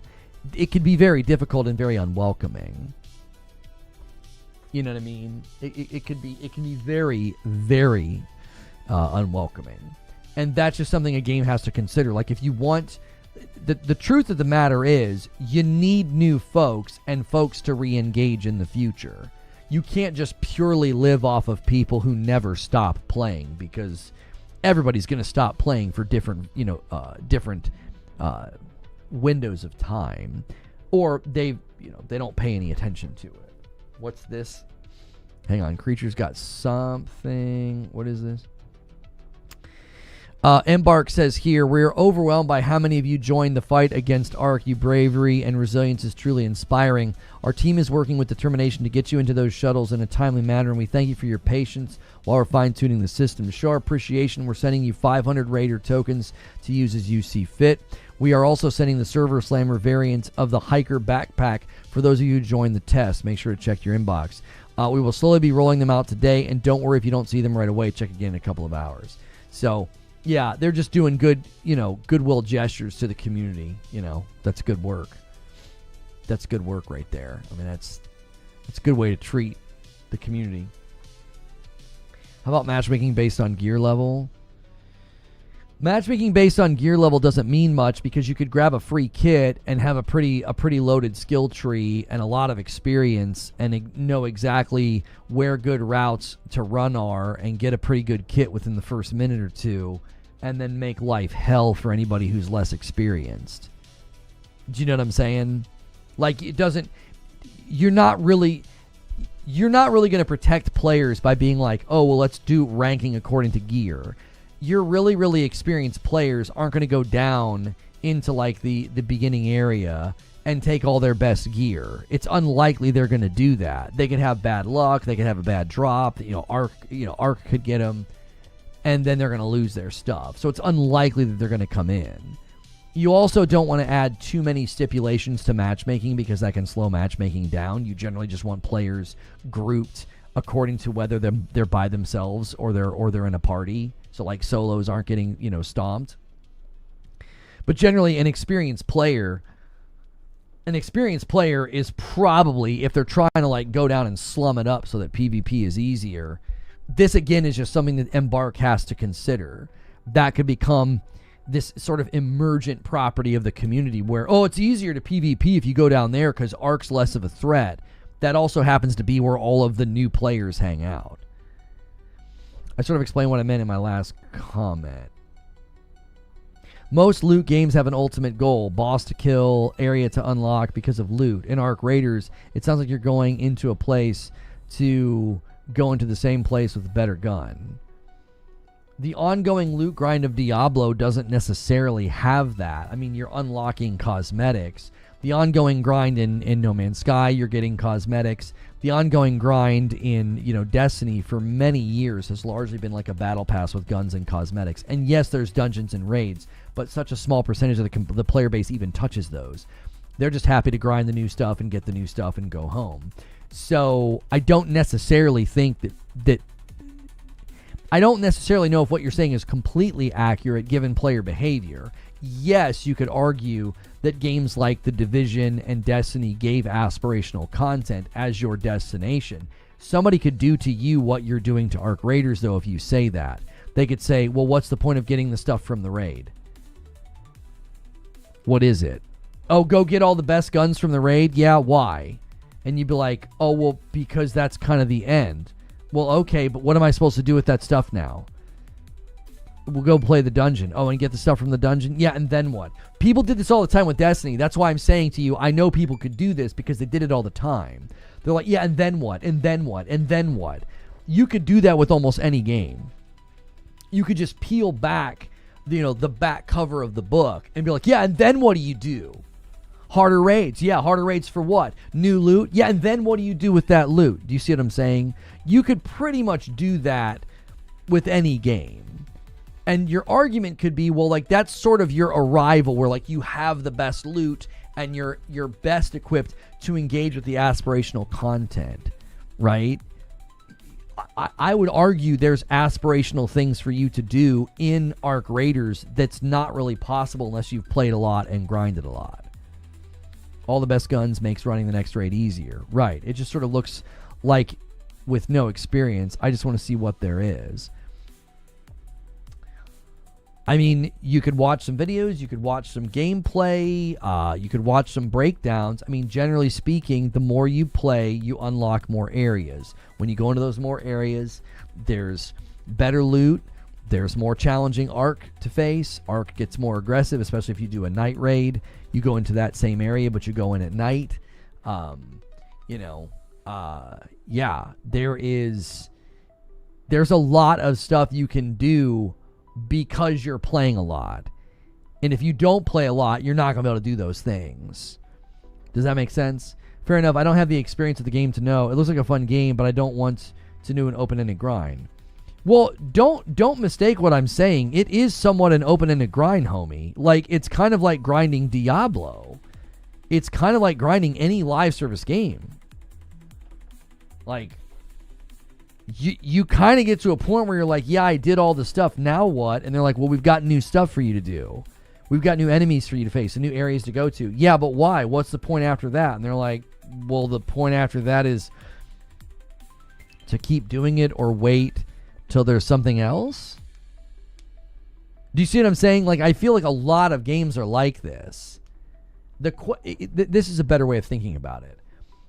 You're questioning what's the destination, and it's less about the destination and more about the journey. And I'm not trying to sound like some stupid motivational speaker, you know. I mean it. I think a lot of these games, it's less about the destination and more about the journey.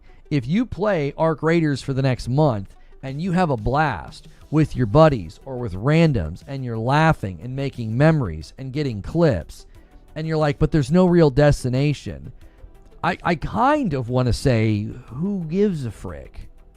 Like, who cares if there's no real destination? It's about the experience. Like, is the gameplay loop, is it fun? Is it exhilarating? Is the friction? Is the tension? Is the story? Is the vibe? Is the immersion giving you an experience that's worthy of your time? You're fixating on the destination, and it's like, but what if there really isn't a destination? I mean, truth be told, even when you play a single-player game, the destination is really just one last boss fight. That's all it is. Like, when I rolled credits on Yote, it wasn't, I mean, yes, there's the end of the story, and yes, you find out what happens, but generally speaking, from a gameplay perspective, it's just one final boss fight. Does that make sense? You're dead on. The point is to play the game, not to extract something from the game. It's leisure. No, that's good. That helps a lot. With that, and considering the price and how well it's been received, I'll probably get it. It looks like fun friend game to play. I'm telling you, this game is what you make of it. If you've seen the clips that Woolie's been putting on Twitter, that homie's having a blast, and he's just writing his own story. He's just going in and making friends and just being a dude. He's just out there being a dude. And, like, I think that's what this game delivers. It's kind of delivering what Helldivers delivered. The idea of, like, you just go in and laugh and hoot and holler with either randoms or your buds, and then that's a good evening. You're feeling good. I'm having fun. I think this game is so much what you make it, which is another reason why I think the developers really have to think about, protecting some of it. Like, you don't want to let it get cannibalized or turn toxic. I think there's enough good actors in the community to kind of protect against that happening, to kind of protect against people turning it sour. It's on the way. Okay, cool. I think there's enough people that are kind of committed to playing it in that way so that it doesn't turn sour. Because it certainly could. It certainly could turn really sour really, really quickly. We could turn around in a month and it's just nothing but a PvP fest and everybody's being nasty and toxic. Like, the streamers are certainly... They're certainly not helping. There are some streamers out there that, like, they're all about demon time, okay? And that's fine. You play however you want. I am not judging or condemning anybody here. But don't be surprised if you turn around in about a month and a lot of these guys have moved on. They farmed it for clips, and then the game is just sort of in tatters, and, like, everybody's just being toxic PvP. Yeah, I watched your clip, Wooly. Yeah. Lono playing PvP games alone. Lono playing PvP games with the boys. That's right. I like how Co-Carnage plays. Is Co out here doing Operation Friendship? I'm telling you, man, Operation Friendship has potential.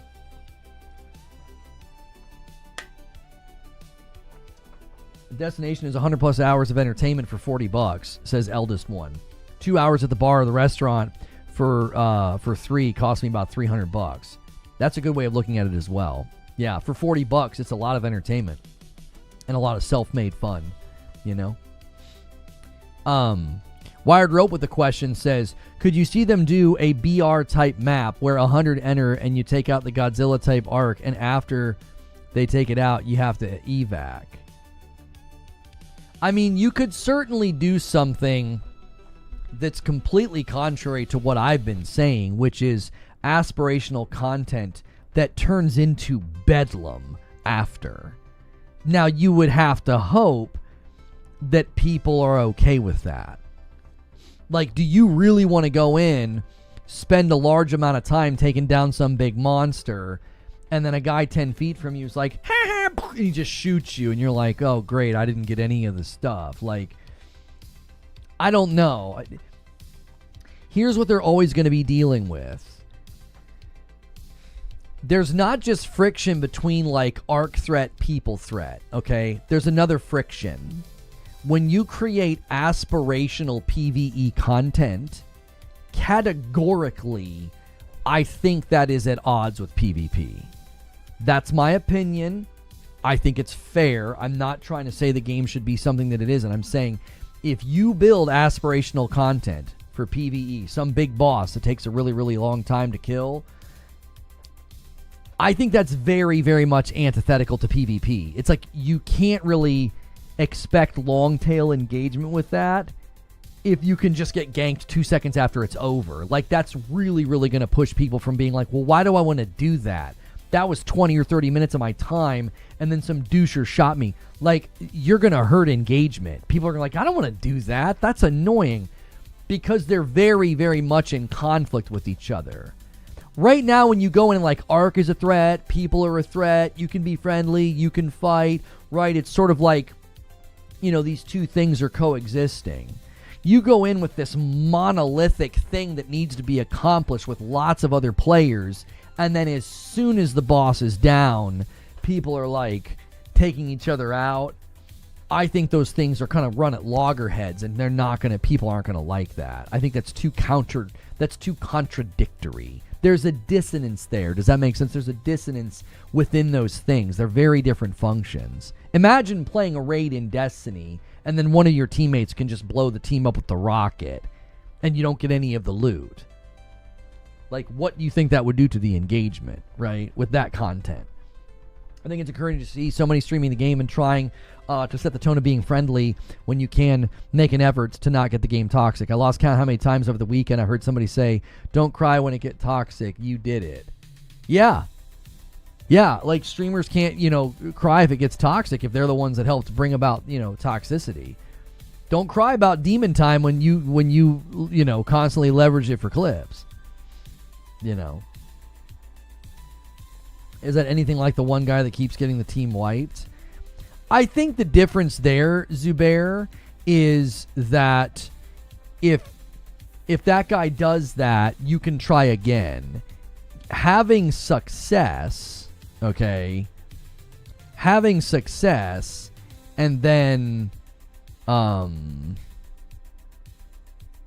not getting the reward, I think is different than like a setback. Oh, man, this guy screwed up. Now we got to try again. What if you want it to be toxic? That's my draw to the genre. If you want it to be toxic, expect it to have a short shelf life. I don't think toxic games last. I think when it turns toxic, lots of people leave. So expect it to just be like a very niche toxic audience. And then who are you going to be toxic to? If everybody's being toxic and the casuals that you had fun picking on all leave, what are you left with? I just think that's a self-imploding game at that point. Sorcerer with 53 months. Another month down. Keep up the awesome work. Thank you, Sorcerer. We're at 36 on the day. YouTube out in front. It's 26 to 10. We want to end every day about 100 a day to unlock Friday night. A Friday night segment with my wife. Where we right now... Okay, we just switched ingest servers. We're back. So... refresh if you need to. Yeah. It's really discouraging that now that we stream on both platforms and how that only ever happens on YouTube. You know? Uniquely frustrating that doesn't happen on the other platform. Like, I don't know, ever. You know? How many months has it been that we've been back on purple? 7? In 7 months. It's not happened once. It happens on YouTube probably every other day. Like, I don't know what's the problem with their ingest servers. They just disconnect us and reconnect us. It's very confusing. But I think right now, Parasito, to answer your question, you know, are with like, oh, every second counts. I think they're just trying to get people into games.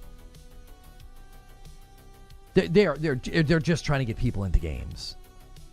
They're not trying to care like, well, you lost a minute or two. You know what I mean? Like, platforms that get a 10% of another run smoother. Ingest servers have nothing to do with the size of the platform. Ingest servers are minimally used on YouTube in comparison to the rest of the platform. Ingest servers are a completely different part of the infrastructure. I don't get why they can't keep a connection to an ingest server. We've been live for an hour and a half. Like, come on. YouTube's gotta really batten down the hatches for live streaming on their platform. We've been doing this for 4 years. They should not be happening. I'm saying the first wave of connections, wait for the blob to connect, then start the timer. I shouldn't lose 30 seconds or more just because I'm slightly late. Wait. I'm confused. Okay, wait, hang on. So you're saying don't start the timer for a while or something. Yeah, I mean, maybe there's like a negative countdown. 5 minutes of buffer at the beginning or something, so that once the bulk of the players are in that server instance, then you start the timer maybe. Yeah, they could consider doing something like that. They could say, hey, we're just trying to get people into games. And because we're just trying to get people into games, we're going to try and add some buffer, you know, so that you don't lose time. I don't know, plenty of toxic games with a long shelf life. COD, pretty toxic. League, extremely toxic. Just saying some games thrive in toxicity. I would actually argue that you're misappropriating causality there. I don't think COD thrives in toxicity. I think it thrives in spite of it. Same with League. I don't think those games being toxic are why they thrive. I think they thrive in spite of being toxic. Like, they're so monolithic and enormous. Like, you're having to cite two of the biggest games in, like, the history of gaming to be like, yeah, well, they're pretty toxic and they do okay. And it's like, yeah, but how many other games have we seen where the toxicity, you know, drives people away? Or the toxicity starts to kind of, like, cannibalize the game? Does that make sense? Like, I don't think you can be like, oh, well, these games are popular and people are toxic. And it's like, listen, if this game turns toxic and everybody's just being nasty and talking trash and PvPing and you feel like you can't get anything done, I do not think that it would last for very long. PvE only would kill this game. Yeah, I think we're arguing extremes here. I don't think PvE only is a good idea. I think having one section of the game be PvE only for new players makes perfectly good sense. I don't think the entire game should have that as an option. But I also don't think what you want the entire game to turn into, like, toxic people just killing all of the time. Killing people isn't toxic. Well, but, like, if you're doing it in a way that's toxic, if you're being toxic while doing it, then that you're going to increase the likelihood of people quitting. Siege Master with 24 months. Welcome back in. Let me add you to the total. Like, a BR is inherently fun toxicity. Your success is ruining other people's games. I think we're using the word toxic incorrectly, though. Like, I don't feel like you going into a battle royale and killing other people to win, I don't think that's inherently toxic. I think that's the goal of the game, is to win by eliminating other players. When you say, like, oh, but I enjoy the toxicity, to me, when I hear that, I hear that you want to be toxic. You want to go in and betray people, trick people, talk trash to people. Like, that to me is toxic. Like, if you just prefer to PvP and you're like, nope, I shoot first and ask questions later, I'm just going to frag out if anybody's near me, I don't think that's toxic. What I've said is if really, really hardcore players flock to that first area because Arc is less threatening and they're just PvPing because they're bored, I've said that's cannibalistic. Also, Siege Master, thank you so much for doing that subscription as a tier 3 over there. I've not said that that's toxic. I've said that, listen, that's cannibalistic. You are literally going to push people out of the game. You are. Like, you're gonna make it hard for anybody to want to play. Wait, why did we ban that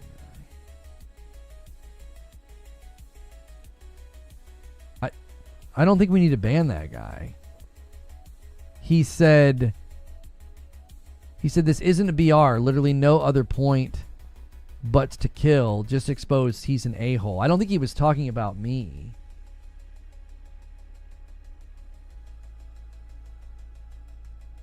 To kill on sight people.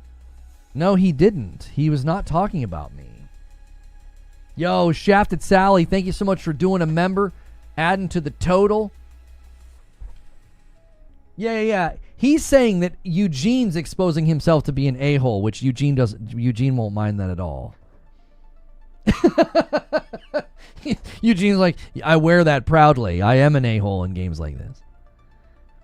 I'm killing on site in extraction. And Barnwaz is saying the kill on site people are genuinely going to kill this game.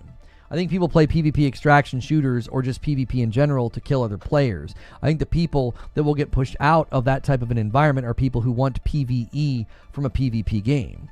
This is not a PvP game. It's not. This is a PvPvE game. They have largely said that PvP is not the focus. They said the primary threat is Arc. They said the goal of this game is to not go topside and just kill other players. The developers have literally said that.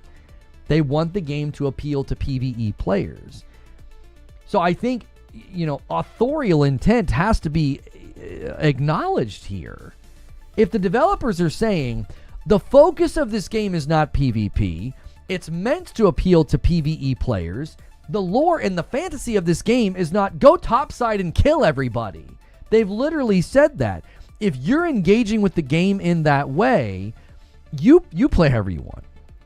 But if you're engaging with the game in that way, you are 100% going against the way the game is designed. It's literally motivating you to not do that. When you get into the more challenging environments and Arc is everywhere, it's literally motivating you to not shoot on sight because you're drawing attention. Imagine a movie where two people are in a building, they're both armed, and there's a giant thing outside that could kill them the minute they step outside. They're both going to look at each other and go like this and go, they're going to go like this, like, shh, no. Let's not fight. Like, that's the tension that this game builds. You can't argue in favor of the tension that Arc Raiders builds and be like, I'm shooting on sight. I'm killing everybody I see. It's like, that's not even in conduction with like the game's tension. The tension of the game rises and falls on the fact that like there is an enormous threat that's worse than a player, and if you draw attention to yourself, you might die way faster than against a player. Like against a player, you can like tuck into a corner and heal and 3-peek them and shoot them. These robots are crazy. The one I was running from the other day with the rockets almost killed me 3 different times. That was way worse than a player. He tracked me perfectly. And I'm here to tell you, as that threat rises, the tension of, hey, whoa, boys, whoa, let's not fight. Let's all take it easy. The Arc is everywhere right now. Let's just get out of here. We all are trying to get back home with our loot. I don't need your loot. You don't need my loot. We don't need trouble from that Rocketeer over there. The game is literally incentivizing you, and the developers are literally saying, this game is not about PvP. It is an option. It is there. But the game is largely telling you that's not really what you're supposed to be doing. Now, you can play however you want. There's no imperative on you. But it's laced with motivation, incentive, and punishment for people that are just going to go in guns a-blazing. You're not being tactical or smart. And a membership renewal over there on Purple. Thanks for using your Prime. Pimptastical, 6 months. Just tuning in here. I played a lot over the weekend. Much more afraid of players than most Arc. You go into the harder areas, or you go into a night raid, and you got a Rocketeer nearby? Yeah, tell me that. Tell me that you're more afraid of players than a dadgum Rocketeer, especially if you're out in the open. If you don't have a building close in sight, and you're slightly stranded in an area with no real good cover, yeah, a Rocketeer is going to make your pulse increase. Those things are merciless. They're merciless. I think those that are anti-PvE are Escape from Tarkov type players. Not sure why they can't accept that its main threat are Arcs instead of Raiders. Arc is very easy to avoid if you know how they work. But yeah, Rocketeers are by far scarier in the open. Any thoughts on PvE embedded content within the maps in Arc Raiders? Take a rare key into a raid to a special extract that allows you and 4 others to enter a dungeon. I love that. I talked about that in my latest upload. If you haven't watched it yet, I think that they're going to have bespoke PvE content in this game. I think they are. I think they've signaled it. I do not think that this game is always going to exist as it is right now. I would not be surprised if in the future you can do something like you've just described, or just load into an area and you and a bunch of other players are trying to do something that's PvE and aspirational, and PvP is like turned off. Not turned off, maybe just going with a larger group and you're all on the same team, as it were. I love the suggestion of like having a defib that puts somebody on your team. Maybe it's a little bit more expensive. Maybe it's a higher quality. Maybe instead of being blue, it's like a pink or a purple. And if you use that defib on somebody, they're on your team. You're like, hey buddy, I'm gonna get you back up, but you're gonna be on my team now. You can't shoot me. And the game just wouldn't let them. Now, they could obviously sabotage you and draw arc to you. That could be a whole nother element of the player, emergent experience. But I think there's a lot of fun they could have with elements like this. They could even institute a truce mechanic where if you go into a truce with somebody and you shake hands and they betray you, they get marked on the map. And now arc's coming after them, or other players are coming after them. They could certainly do something like that as well. Because again, the lore and the fantasy of the game is, we are trying to survive, go topside to get materials. It's not, we are trying to survive, go topside and shoot your neighbor. Like, you see what I'm saying? Like, I think they could do a lot within the game within that lore. And if people just want to just do demon time PvP, kill everybody that they see, if they want to keep playing that way, what I think would be a success story is if this game slowly weeds those players out. If all you want to do is go and PvP and shoot on sight, you don't care where you are or what you're doing, you're there to fight people. I think this game would be a success if those people get weeded out. If the game just discourages that through its own mechanics. If you get into the more aspirational content and you're going for the better loot or the higher level quests and you try to play that way and the game punishes you, it's like, what are you doing? There's arc everywhere. You're not going to be able to do that. Like the arc threat and the arc punish and the arc awareness should just go up as you go into the harder, more aspirational content. So an experienced player is going to know, homie, I am not here to PvP. Our likelihood of success goes way down if we just go in here guns a-blazing, So anyways, I started blasting like that meme. If that's how you treat Arc Raiders, I think the game would be a success if it weeds those players out. Because this is not just another game where you go in and kill people. They've said that. They didn't want to be that. There's so many games right now you can play and just go kill other people. They're a dime a dozen. They're everywhere now. You got BRs, and if you want, you've got games like Tarkov where you can just go in and primarily you see other people, you're shooting on sight because that's what they're going to do. They're not going to let you live, especially because your inventory is huge. Somebody made a really good point this morning that like the limited inventory space in Arc Raiders makes people less likely to want to do that, because like I'm going to kill you and I'm not going to be able to take all your stuff. Me and Wooly and Butters found a group that was dead, 3 or 4 of them, and we could take almost nothing with us because it was like, number one, they had a lot of the stuff that we already had, and number two, their guns weren't any better than the guns that we had. So it was just kind of like, okay, yeah, not a lot to take here. And I think in general, if you're constantly PvPing and you're combing over loot and you're not really feeling like you're getting much for that, that's slowly going to hopefully then demotivate people to be like, well, I'm all about PvP. I'm just here to PvP. And it's like, well, it's not going to be that lucrative for you. Tarkov isn't exactly easy to determine player versus NPC compared to Arc. Sure, which is probably another reason why you're just going to have a heightened sense of PvP in a game like Tarkov, because you're like, I don't know what that is. Bow, bow, bow. And you're like, oh, as a player. You're not going to do that in Arc Raiders. Does this 12 terabyte black hard drive work on the Series X? I have no idea. Let's move through some more of these questions here. Zubair says, what did the first days and months of Tarkov look like? How long did it take to find their formula? I can't answer this question, but I can say, as hardcore as Tarkov is, they launched a PvE mode. Even they did. You take that for what it's worth. The former king of extraction, because I think Arc Raiders is taking the crown right now. Former king of extraction was Tarkov, and even Tarkov added a PvE mode. Probably because they started noticing player retention patterns, and they were like, well, maybe we should let people just go in and not have the PvP. I'm telling you, there are players that just don't want to engage with that. And I think that there is business impetus. You talk about whatever you want to talk about. There's business impetus to keep people in your dadgum game.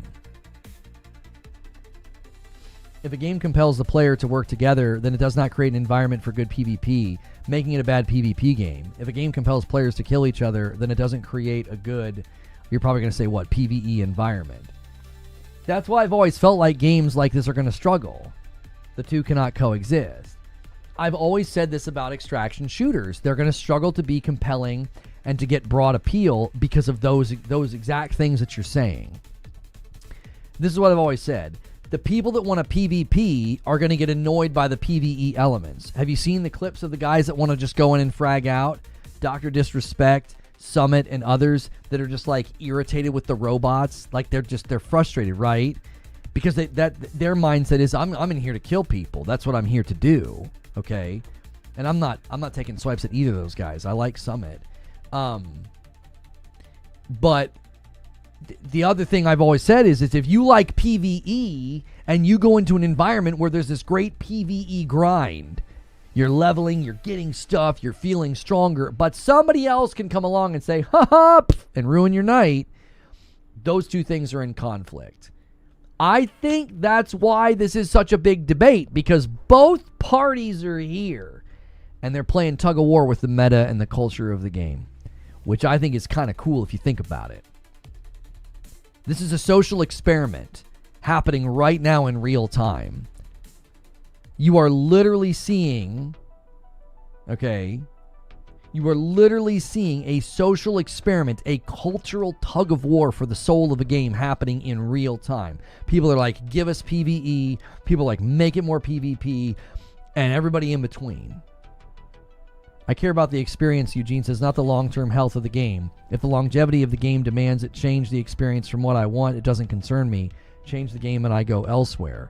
Well, this is kind of like the skill-based matchmaking debate, Eugene. They're going to crunch the numbers. And a lot of these games run skill-based matchmaking because they know guys like me are going to quit, and I'm not a big enough group to matter. I'm not a big enough group to matter. If I come into your game, if I come into Call of Duty or Battlefield or something and I play it casually for a weekend and I start getting smacked around by skill-based matchmaking whiplash and I quit, they don't care. I'm not a big enough group to matter. That's what they have to determine about Arc Raiders. If people that are like, you make it really hard to PvP in the higher level areas and I don't like that, I'm going to leave. Or you're really encouraging a lot of PvE activities, or you're adding a lot of PvE activities, I'm going to leave. They would have to conclude whether or not you matter, which is the larger group, which is better for their longevity and their success as a business. If it becomes toxic PvP land and a bunch of people quit and they lose a bunch of money, I don't think they can just shrug and be like, well, the hardcore extraction people, they just kind of took over and it's what they want. Counterpoint, it's the responsibility of the player to strategize, think about placement and disengagement. It's not hard to disengage and live if you are conscious of the environment. I'm not sure what that's a counterpoint to. I'm saying that the game seems to largely, it seems to motivate you to not just be all about the PvP. The game seems to communicate rather loudly that that's not the primary goal of the game. Whether it's the arc threat or the large thrust of things it asks you to do. You're going in and doing things like that are PvE. Like it doesn't seem, and from the developers' own mouths. From the developers' own mouths, they're like, that is not the point. The point of the game is not PvP. This is not just some other deathmatch extraction. Listen, I'm be honest with you, they're trying to straddle a fine line, and I think it's very difficult, because that's why you're seeing right now, I have a video that's getting, good traction because of this debate. It is a debate brewing at this moment, and people are fighting for their side. It's a counterpoint to both PvE people not wanting players to ruin their run and PvP people complaining about the bots interrupting their fights. Yeah, I think anybody complaining about the bots ruining their fights, or the people that are like, oh, these people are ruining my fun, I think both players have a fundamental misunderstanding of what this game offers. It offers tension, and you got to be able to, that tension is what's so potent. Like, that's the potency. That's the concoction that they're building. They're building a concoction, and what's coming out is this tension. That's very palpable. You're like, oh, that was awesome, right? What a rush. That doesn't happen if those two things aren't there. What I've continued to say is, if one tips over and you got people going into the first map and all they ever do is get killed by players who are just like, yeah, I'm just here to frag out, I'm bored, you're going to lose those players, and that's lopsided. That's a very steep on-ramp, as I've said. That's why I think you bookend the game. You bookend the game. You have a PvE on-ramp for people who are sort of brand new, right? And they don't want to get, burned to the ground. And then you've got a bookend at the top. You've got aspirational PvE content where they can go in and take on some big mission without the worry of somebody shooting them in the back. Like, I think you bookend the game. The middle of the game should be, hey, it's the wild, wild west out here, dude. You might team up, you might not. I think you bookend the game. I think that would treat the game very, very well. You create a nice on-ramp, and you create a nice destination at the end where, like, you have aspirational content to take all your great loot into, and all your experience and all your skill. I think that'd be a great way to treat the game. Now, I'm not in charge. That's just my recommendation. You don't dilute the core identity of the game, but you give yourself those nice bookends on what I think has been, a great experience anytime I've played.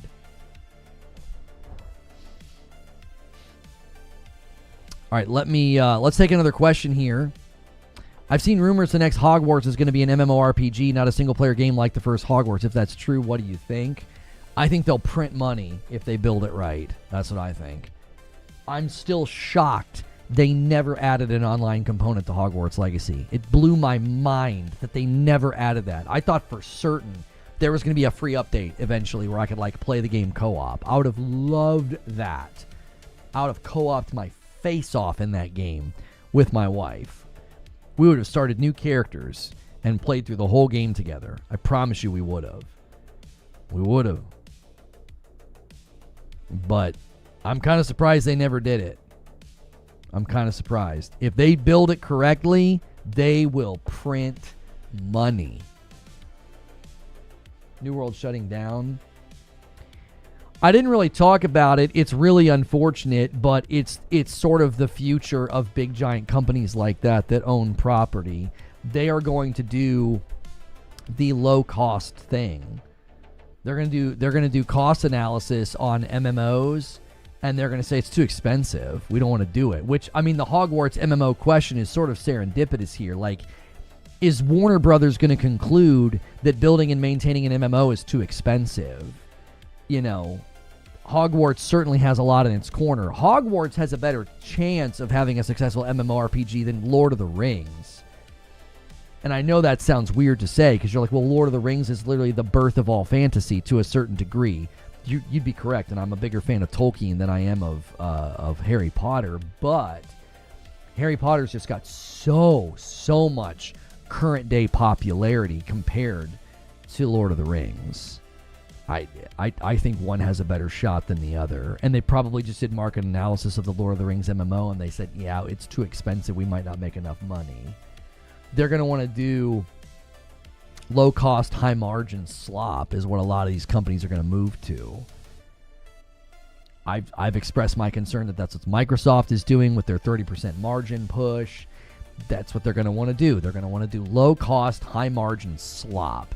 And that's probably what Amazon concluded as well. Yeah, we own a lot of property. It's too expensive to maintain and launch MMOs. Let's go for low-cost endeavors that can yield bigger returns. Paris says, if you're complaining about this thing makes it hard to do what I want, then it's literally a skill issue. Sorry. Know your surroundings and your own abilities and plan accordingly. I don't know who's saying that, Paris. I think I was trying to say that the game is communicating to you that it's not all about PvP. Like, I'm not sure what you're countering, Paris, because I'm not saying that. I don't know if anybody in chat is saying that. I'm saying the game is built in a way, it's communicating rather loudly. This game is not all about PvP. If that's all you want to do and come in and do, the game is going to create friction points that don't make that natural, is what I would say. It's not about it being easy. It's not natural. You go into an environment where the Arc is everywhere and it's extremely threatening, or it's on high alert, or whatever it is that they're doing. Maybe you're in a Night Raider. Maybe they're adding just more arcs and more elements to the game. They're consistently communicating to you that there is friction when you try to do that. Stone Spire gifts a member, and he gets us a 10 bomb away from 50. He's trying to tempt somebody to drop that 10 bomb. Whoever makes this hit 50, I gift a member to your platform. So, prime opportunity to steal. Thank you, Stone Spire. No more leaf blow for you. That's right. I agree with what you're saying, says Paris, and you're addressing the broader group of people who want to push the game toward PvE or PvP exclusively. Correct. It's not really built for either. It is a coexistence that creates tension. And Cat with 56 months, VIP. I'll say time flies, but at my age, it needs to slow the F down. I heard that, Cat. Thank you very, very much for 56 months. I appreciate that. I think if you reject one side of the game, or you only try to play the game in a one-sided way, the game is built to create friction against that. If you never want to encounter PvP, the game is making it to where that's not really a possibility. You're going to encounter an awful lot of friction that makes that difficult, right? If you only want to go in and you only want to do PvP, you are going to encounter a lot of friction if that's the way you play the game. Engagement with other players is always a strategic decision. I think people misunderstand kill on sight with just starting blasting. I'm not here to get killed either. Yeah, but killing on sight, I mean, if you've played this game any number of hours or time, you know that killing on sight in many instances will not be strategic. It will be reckless. Numerous times we were like, no, don't shoot those guys. Let's try to talk to them, because we knew there was Arc nearby or the potential of Arc to draw attention. I enjoyed your PvE video on Arc Raiders. I do hope it comes. Thank you, Hangry Higgs. I appreciate that. Make sure you guys on YouTube are hitting the like button. You got us at 200 likes. I appreciate it very, very much.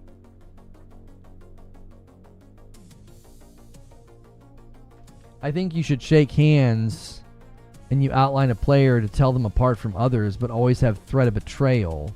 I think if you shake hands and then betray, I think you should get marked on the map. They should put a bounty on you. Like when you're on the ground, you know they're going to like come and punch you. You should be able to hit a button, you know, that signals bounty. Be like, you better get me back up or I'm pulling the I'm hitting the bounty on you. You know what I mean? And it sends up a different flare. And all the Arc come running, you know, which obviously they could betray you in the elevator, you know, and then it kind of doesn't matter. Saying that you would like the game more if it was weighted more one side or the other, then you're not playing well enough. You can always influence the direction of your own runs. Yeah, instead of report players, you bounty them. That's right. The bounty tags the player for half an hour of playtime. Yeah, that's true. Even if they come back and play the next day, for the next hour and a half that they play the game, they're heavily marked and hunted by the Arc. Yeah, that's right. That's right. You tag them with something. You tag them, and you're like, enjoy it, ka-chunk, and you hit it, and they're like, for the next hour and a half that they play, whether it's that day or a week later, they're marked, and the Arcs are coming for you. It's going to be so frustrating to play. You know, now obviously they could just run a free kit and burn the clock down, but that's not fun either, right? Having to burn an hour and a half of time. You know, they can only find squeaky shoes, right? Or like those shoes that the kids wear that like make a noise every time they take a step. Yeah. That's good. Parasito with a question says, should the game even worry about catering to the PvP crowd? Don't the PvE and environmental factors alone create enough of a dynamic situation for emergent gameplay to stay engaging? I really do think it's all about balance, you know, Paris. I think it's all about balance. Like, can you create an environment where the game doesn't tip over? You don't want it to turn into deathmatch, and you don't want it to turn into kumbaya. I think either extreme is bad. I think right now it's unlikely that either of those things happen. I think it's very tough for it to turn into kumbaya, because you're going to have people that are like, hey man, there's no Arc around. Bang, bang, you know, and then you're dead. And then it's very unlikely to turn into just, you know, PvP demon time because, well, there's a lot of threats out there, you know. It's unlikely you're just going to always want to be, you know, shooting people and running to, you know, like you're going to run to gunfights, right? You're like, I'm not here to thirst in third party. Oh, okay. I mean, good luck. It can get a little, some of the Arc are pretty strong. I got knocked out by someone while I was using the return console on the train in the buried city. He wouldn't have had time to get my loot, but I was pissed for a few minutes. Yeah, getting betrayed or killed at that point that's pretty rage-inducing. Yeah. It's pretty rage-inducing. I'm not saying kumbaya, but if they focus on the PvE elements, then it makes a framework for PvP gameplay to evolve. I think the greatest room for them to add things to the game is the PvE. There's so many different types of units and enemies and discoveries that we could make as a society, right, in the game. There's so many things we could discover. New threats, new enemies, new things, new factions, you know, all kinds of stuff that could then really, really add to the sort of the culture and the meta of the game. So, another question from Parasito says, should defib or something similar be allowed for self-use? Maybe a specific MK2 or MK3 utility slot that has to be filled. A lot of people are requesting that. And that's likely because there are times where, like, you just get kind of unlucky and you get kind of blasted by an Arc. And then if you kind of, like, move into a safe position and the Arc moves on, you know, getting yourself back up. I could see that. Maybe do like a self-defib that's kind of expensive. Rinsler adds a member to the total and gets us to 42. Thank you so much, Rinsler. There's a lot of people asking for a self-revive, though. If you remove the PvP side, the game will be boring even for the PvE players. Yeah, I think people asking for PvE, I think they're asking maybe for a little too much. I think the thing that makes the most sense for me for PvE is an introductory environment where, you know, you can let people get their footing, and then aspirational content. It makes sense to be like, yeah, here's an aspirational, you know, piece of content where, like, you don't have to worry about people, you know, ganking your stuff or ganking you after you guys have success. You know, I think those two things make sense. The whole game, no. I don't think letting somebody experience the entire game PvE only is a good idea. It guts the game of so much of the tension and the stress. I think that would be a mistake. The amount of times I've been swarmed by 2 or 3 Hornets with the free loadout and one of the self-res. Yeah, for sure. Sure, for sure, because they'll just move on. Eliminate bleed out, let me belly crawl the whole map. I think that would be a little absurd. Jamal with a question, do you think they should force solos no matter what? If they don't have enough players to support my lobby, I'd like to just walk around with an ATV instead of trios. I don't understand this question. I don't understand what you mean by force solos. If they don't have enough players to support my lobby, I'd like to just walk around with an ATV instead of trios. I don't understand. I think in general, oh, you're saying you'd like to walk around with Arc instead of trios. Okay, so I think what your question is, Jamal, is you're like, hey, if I'm by myself and you can't find a server of other solo players, then just let me run on an empty server. Looking at the player counts, I don't think that's necessary at all. And they already have something in the game that is supposed to give you propensity toward being only with solos. Right? I think that's how it's supposed to work. Like, I don't think it's supposed to be like, hey, you know, you're going to consistently face trios by yourself. Like, that's not supposed to happen. If you're running into that a lot, one of two things is happening. You could be misdiagnosing what's happening. You might be running into players that have just decided to team up on the fly. That's entirely possible. And you're just misdiagnosing it. You're like, man, I keep running into trios. And it's like, maybe I had 3 or 4 people running around with me one game. And if we would have seen you and you took a shot at us and we wiped the floor with you, you're going to think you got killed by a squad, and you didn't.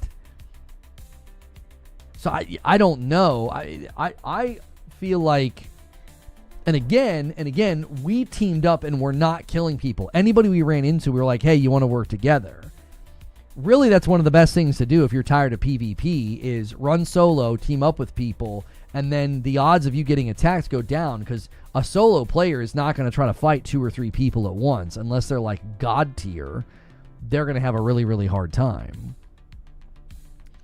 You know, so if you're tired of the PvP, that's my best recommendation is, you know, go in solo and try to get somebody to work with you in the hopes that, you know, you can have strength in numbers.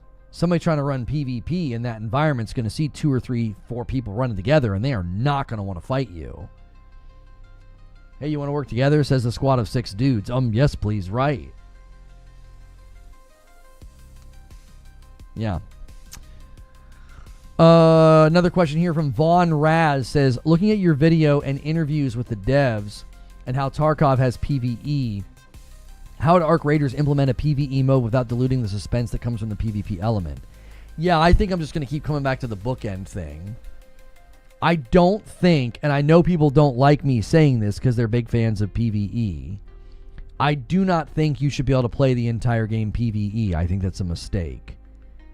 And if you're like, but there's people that would like that. Oh, okay, maybe, but I still think you bookend the game. You allow the very first map to be played PvE only if people feel like they can't get their footing, and then you create aspirational content that's really, really hard up here for people to play PvE so they don't have to worry about getting betrayed. Everything in between those two experiences should be PvP can happen. You got to maintain the tension and the potency. You got to. My team found 2 guys getting bullied by a 3-man team, teamed up with the 2-man, and ran through the team. I played Tarkov for 5,000 hours. That's never happened. A lot of uniqueness comes with these interactions. Right, and you're never going to have that experience or those memories if you can just come in and shut PvP off. I'm be honest with you. You guys that want that, you need to understand what would happen if you were given your wish. You would grind, you would run all the quests, and then you'd be bored. Now, maybe once you did that, you'd go into the environment with PvP, and maybe you could have more of the emergent experience and more of the fun experiences right? That's possible. But again, I'm serious. I think you'd get bored very, very quickly.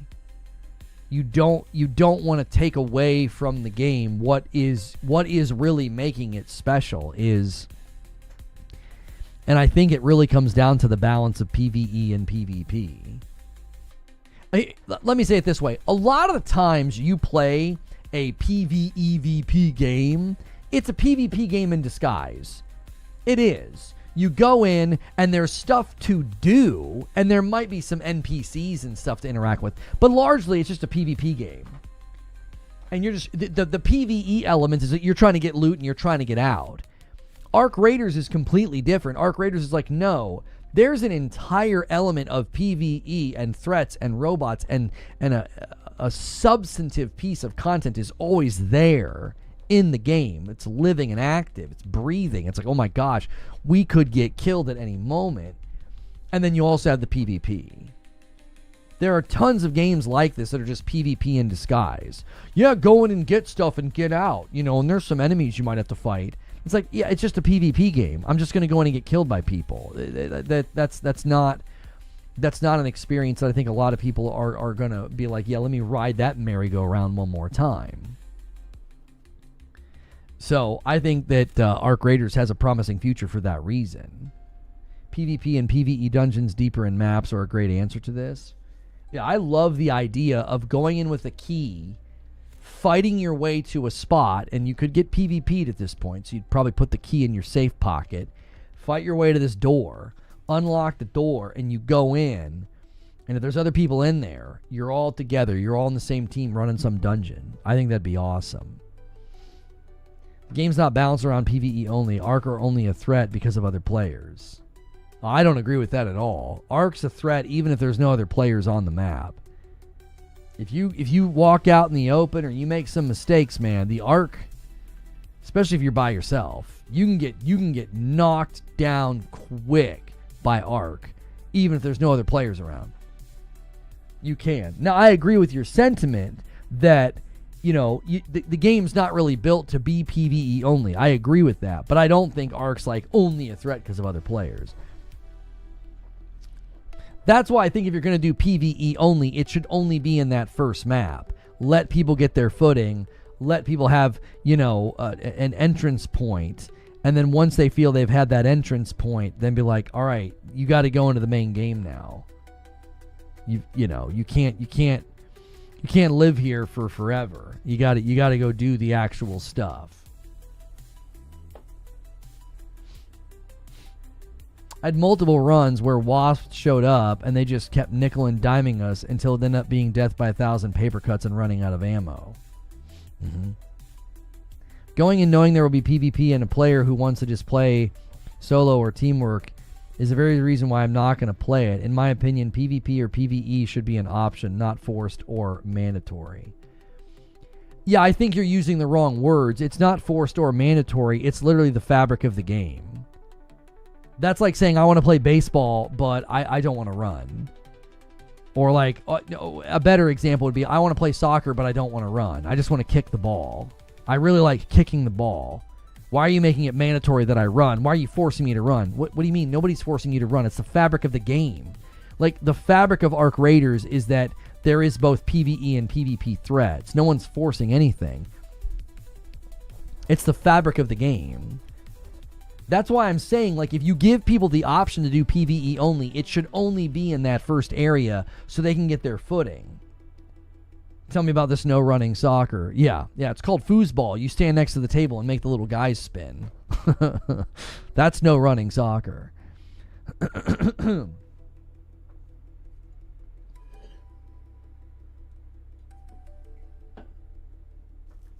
I also think if you do PvE only beyond that first area, it should be aspirational content. And the entire goal and reasoning behind it being PvE is you're giving people the option to do something that's incredibly challenging without worrying about somebody shooting them in the back. They just get to enjoy the content, and then they can go back to the other environments again.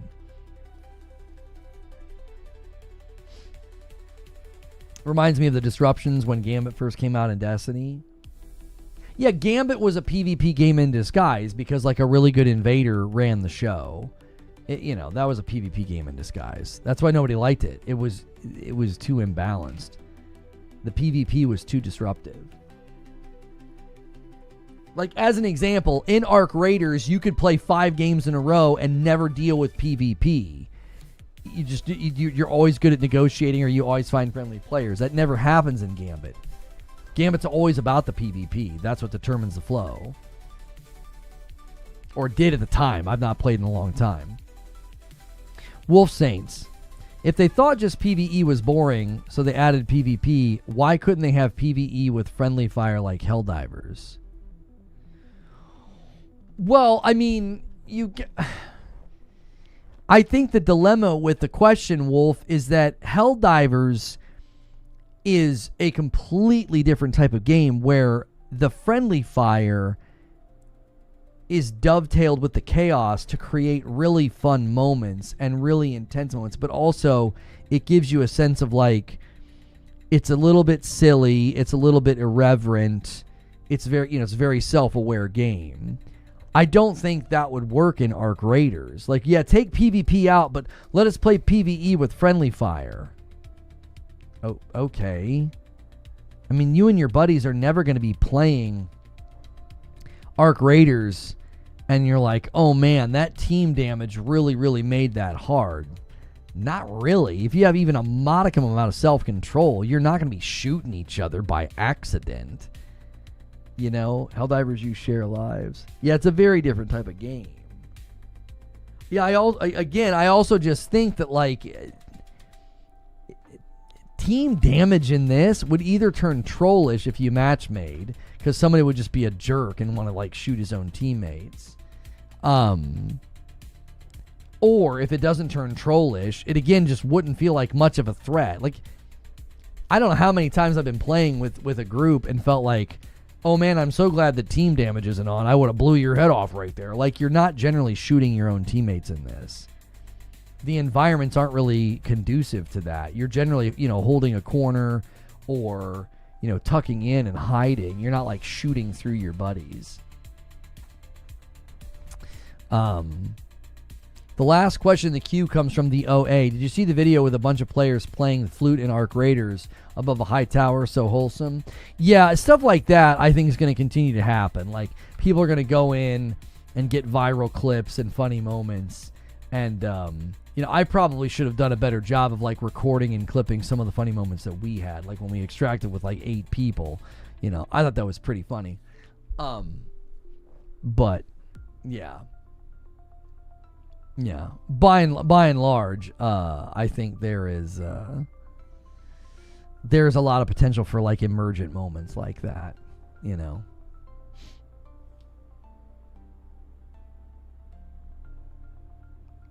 I just assume this game isn't for me. I have no desire to get shot in the back after grabbing loot for an hour. Now, the matches are pretty quick, though. But I get your point, David. You go in, you get some loot, you really found a bundle, and you've been playing, you've been on the map for 20 minutes, and then you go to extract, and some guy's like, he's like hiding in a bush and shoots you in the back and takes all your stuff, Neo Reaper with another question here says, another big discussion that has come up is gear score tied to maps. Would this be healthy? Well, the difficulty there is, what gear score are you talking about? If I'm a really experienced player and my skill tree's, filled out, and I know what I'm doing, I can come in with a free kit in that early map.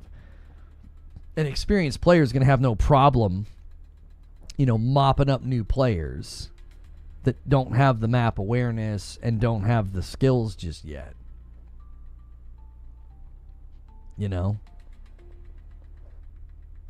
So I don't know if this is a solution. I don't know what you would base it off of. Heavy Metal Mama, welcome back. 35 months. If you guys want your membership on YouTube to count towards the total, I can't tell between gifted members and paying members. So consider upgrading to Member Plus. We do end the day with Green Room in the Discord. That is a place for you to hang out and connect with the community, and also consume the where the Green Room happens now. You know, add more social aspects like clubs, LFGs, maybe group projects. Yeah, maybe. That's why I like the idea of having aspirational content, because it gives people sort of a destination to work toward, and then gives you the ability, you know, to potentially, you know, play together with a larger group, grow your friends list. You know, there's a lot there. Community goals are coming on the roadmap.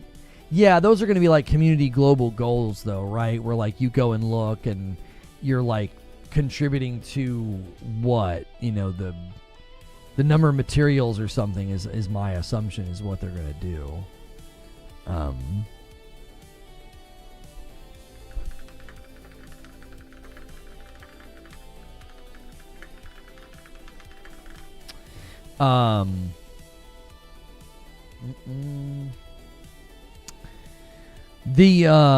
My upload about this continues to get comments here. This guy here, Hyper Noxious, says on my upload, if you guys want to check it out, I'll give you guys a link in the chat if you want to watch it and leave a comment. You can always do that as part of what we do here. If you enjoy watching, you know, videos on YouTube, that's live on my channel right now, and people are leaving comments actively right now. And Hypernoxus says, I want events that put 3 teams of 3 in a Destiny raid-like challenge. You deal 75% less damage to players, and you can revive down enemies, all working together to beat a Giga raid. Love the idea, but player damage should just be off. I just think you turn player damage off. I don't, in aspirational content like that, there's just no reason to be like, yeah, you can kill the other players. I think this is how I want to phrase this. I think there's a categorical difference between the Wild West of just going up and trying to get stuff. That's not in the same category as a mission that you go on with a group. Do you see what I'm saying? Like, when you go up with a group, you can't kill each other and betray each other. I think this is what this would be. It would be similar to that. It would be a mission. Hey, we're going to get a bigger group and we're going to go try to take this thing down. So PvP is just turned off for that. That's not, when you go up, the lore and the fantasy's intact, when like anybody you run into could be bad news. When you set out on a mission with a group of like 6 people, 9 people, who knows, that to me, not having PvP makes perfectly good sense. You're setting out on a mission with a group, as opposed to, yeah, who knows what's going to happen when we go up there. It's the Wild Wild West up there. Tropical Horizon left a comment and said, honestly, I really hope they do add PvE, because I would love it. Imagine if we get a mode with more dangerous arc encounters and more enemy types. Yeah, I agree with that. I think when you add that type of content, that can really, really help a game's longevity, because it gives people something to work toward. My experience so far is that there are a lot of PvE don't shoot. Same, especially in solos in the first area. Solos in the first area is very, very much like people wanting to work together. I prefer this to be more focused on PvE personally. A lot feel that way. I think there's a lot of people that feel that way, that want it to be more PvE. Just the first area for new folks, and aspirational content is all I'm suggesting. This guy's like, I don't want them to add PvE only. Yeah, I'm not suggesting PvE only. I'm suggesting, you know, that element. This guy says PvE isn't going to fix the woke agenda attached to this game. LOL. Yep. Every game is woke now. Sure, Jan. Guys, did you not know that Arc Raiders is woke? Every game is woke now. I think the more we laugh at these people, the more quickly they'll just go away and leave us alone and go take up another hobby. You know what I mean? Every game is woke now, man. Battlefield's woke. Arc Raiders is woke. Everything is.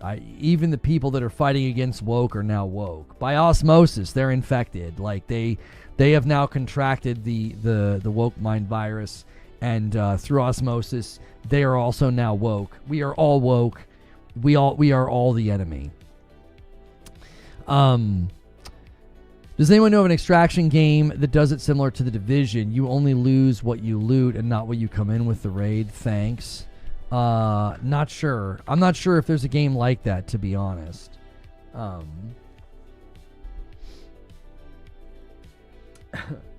People are calling it woke. I don't know.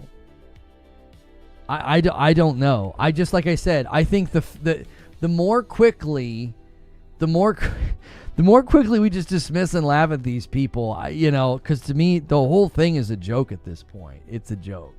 It's a joke. My favorite Cope tweet about it was, I predicted that everybody would act like this never happened. And it's like, that's an amazing prediction. So you basically fabricated an entire idea, lied about games and developers, lied about this whole thing being a huge problem, and you predicted that one day people would say it never happened. Yeah, that sounds about right. Almost like right now, I could start making videos saying there's an agenda to put too much mustard in video games. Every video game now has mustard bottles everywhere, and nobody believes me. And in the future, people are going to say that this never happened. Like, that's a really easy prediction to make when you're just literally talking out of your rear end and making things up all the time. Oh, yeah? Yeah, people are going to say this never happened. Yeah, because it never frickin' did. Like, what an amazing prediction. What a soothsayer.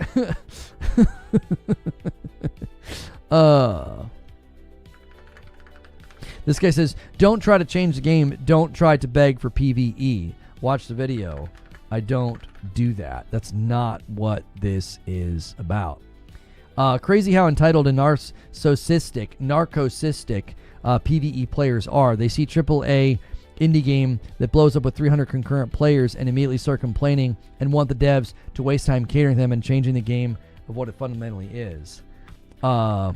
Ironic, since the video doesn't do that and you are doing the thing you seemingly don't like, reacting without thought. Like, you're doing the thing that you don't want people to do. You're reacting to a video you didn't watch, dude. Like, come on. How about a pacifist setting before entering a match? Let you choose to be hurt by other players. I don't think that would work. That's not necessarily the solution. I have a great idea. Put a little less emphasis on PvP. What if, when you do attack a player, Arc is released to hunt you down? Yes. Bounty system would be dope. A bounty system would be dope. I tend to agree. They won't. The CEO said the PvE version was not fun. Didn't watch the video. Again, I'm going to continue to say that comments should show how much of the video somebody watched. Because when somebody says that, it's like you are not watching the video. I acknowledge that in the video. In the first 60 seconds, I talk about how this is not me asking for the game to be PvE only. They've already acknowledged that when it was PvE only, it was boring. Like, that's all acknowledged within like the first minute of the video. It's like you didn't watch the video. After I got gunned down 3 times in less than a half an hour for just hiking in the forest, it fast went from PvE to PvP. Yeah, it can go poorly fast. It can go poorly fast. You can get really unlucky. That certainly is a risk when you play this, for sure. Thank you guys for all the comments on the video, by the way. Reacting to the thumbnail. Yeah, exactly. Like, that's what I'm saying. Like, I feel like comments like that should have 0 weight. Nobody should see those. If you want your comment to be seen, excuse me. If you want your comment to be seen and engaged with, you the more you watch the video, the more weight your comment should hold. So when somebody watches 0.001 seconds and just, seethes and yells at the thumbnail, their comment should never be seen. It's like, you didn't watch the video. You're commenting on nothing. Like, this is why I do that. In the opening 20 seconds, I create self-report ammunition. I create self-report ammunition in the first 30 seconds of a video because I know people are going to do that. So as soon as I see that comment, I'm like, you didn't watch the video. You're literally saying something that the video is not about. And if you would have watched 20 seconds, you'd have known that. You'd have been like, oh, he's not asking for this game to be PvE only. Oh, he's in support of PvP and the tension that it offers. Oh, he acknowledges that the developers said that when the game was PvE only, it was boring. You know, so what's the video actually about? Well, then you'd actually have to watch it and find that out. Satisfactory Console Edition launches about 24 hours from now. Oh, nice. I think it's false to call it a PvP game. Who's calling it a PvP game? What's the argument here? Is someone saying it is a PvP game? Because I would argue it is not a PvP game. Like, even the developers themselves have said PvP is not the focus. It isn't. How could you call a game PvP when the devs themselves are like, it's not the focus? What would people from having to do a 2x speed muted then leaving a comment? I don't care. If they're going to be, listen, Wolf Saints, if somebody's going to be that childish and they're going to literally plug their ears, close their eyes, and put a video at 2 times, joke's on them. You just gave me watch time and ad revenue. Like, if somebody's going to literally do that so their comment gets weight so they can yell, oh, okay. Like, the joke would be on them. You watched the whole video. Thanks, genius. You know what I'm saying? Not only would they watch the whole video and help the video's health, they would leave a comment that makes them look incredibly stupid. I put your video on mute and I watched it at 2 times so that I could leave this comment. It's like, but you don't even know what you're talking about. Joke's on you, buddy. Siriu is saying that because PvP is always on, then it's a PvP game. My argument is that it's not exclusive. Oh, it's not a PvP game. PvP is a dominant gene. It overtakes everything else. No, I don't agree with that at all. No. It doesn't overtake everything else. It's very strong. It's very strong in the equation. But no. It's not a PvP game. It's PvPvE. Like, it's a blend of both. And if the goal is just not to go in and kill, like in a PvP game, it's player versus player. The goal is to kill the other players. You get points, reward, XP, loot, whatever from killing other players. In this game, the reason that's not the primary goal is because, like, you're not even going to get rewarded from that a lot of the times. You're just fragging out, slaying out. Like, you're going to get no loot, or bad loot, or you're going to get killed by Arc. Like, if the Arcs are so dangerous, then why would the game being PvE only be boring? It sounds like you're trying to have it both ways. That's quite literally what the game is trying to do, yes. You won't get the loot that you need to progress the game if all you're doing is PvP. Right, it's Siriu, that you're exactly correct. It sounds like you're trying to have it both ways. That's quite literally what PvPvE is. They're trying to have it both ways. They want both to be threat. They want it to kind of balance the game out. A really good way to ensure that not everybody's going in the game guns a-blazing like cowboys is to have threats on the map that make that less appealing. It's like, what's the point? Yeah, they've created a recipe where, yes, you can play that way, but you're largely going to find that to be unrewarding. Your loot is very limited. Like, your loot space is very limited. So killing 6 players in a match, you're not like coming back to the lobby like, yeah, man, look at all my stuff because I killed 6 people. No, me and Wooly and Butters stumbled upon 4 dead players who had virtually not been looted at all, and we took almost nothing off of them because we already had a bunch of stuff. Like, you are not going to play the game in that way and feel like, oh yeah, that was very rewarding. I'm so glad that I killed 6 players. Yeah, I wanted to read that on stream, Hilly. Have you guys seen this? You guys have got to see this. This is one of the funniest things I have ever frickin' seen. I was literally laughing on my couch this morning, like crying laughing at this. This has to be one of my favorites. This guy says, was scammed by a raider earlier. How do I report? A guy at the research building on the dam map was sitting behind the desk when I walked out.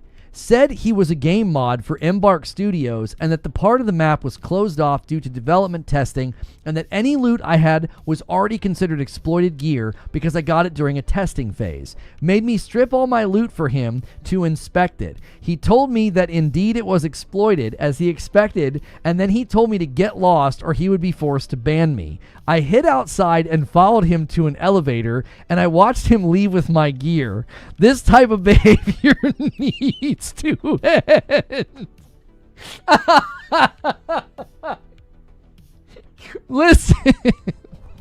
Listen, I need this in my life. I need this clip. There's got to be a video of this somewhere. That has to be a content creator. This is one of the greatest things ever. Like this right here, I need to see the other side of this. Like, I've got to see the guy. How convincing was this guy? No, yeah, that's exploited loot. You got to leave that with me. And if you don't get out of here, I'm going to have to ban you.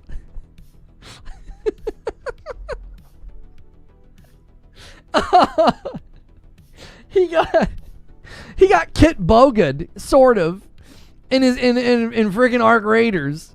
My man got straight up tricked.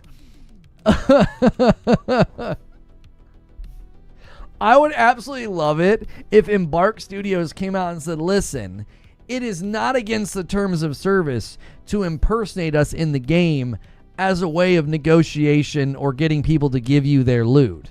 We're not encouraging you to do it, but it's not against the rules either. Who falls for that? I'd have shot him. Yeah, if he's like, hey, I'm an Embark mod, and this section of the map is actually supposed to be closed right now for testing. I'm like, is that so? Boo, boo, boo, boo, boo. My favorite part is, like, I want to see this guy playing as, like, he takes all of his loot, he puts it on the ground, and then, like, he follows the guy and is like, oh, I knew it. Like, he took all my stuff. You know what I'm saying? It's like, I want to see that play out. I want to see it from that player's perspective. That would be remarkable. Sirius says, you're telling me that the PvP is absolutely necessary, but you're also telling me that absolutely no benefit to doing so. It doesn't really add up. We're saying PvP is necessary for a tension and an ongoing threat within the game. It's like two engines on a plane. You've got the arc threat and the people threat. Those two engines keep the plane in balance. It creates this tension, this fear, right? So I think that it's necessary for that. But what you're trying to do is you're trying to create an inherent contradiction. You're like, well, you're saying there's absolutely no benefit to doing it. Well, no, I don't think anybody said that. We didn't say there's absolutely no benefit. There can be benefits from PvP. You remove threat, you remove tension, you get some loot, right?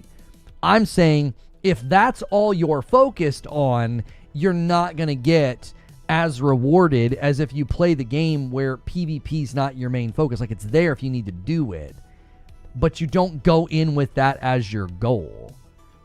Does that make sense? Thank you so much, Haseo, for 47 months in a VIP. I love the funny moments here. Keep up the good work. Thank you. And he also gifts one. We're at 44 members on the week already. Thank you very much. This is a comment on the tweet.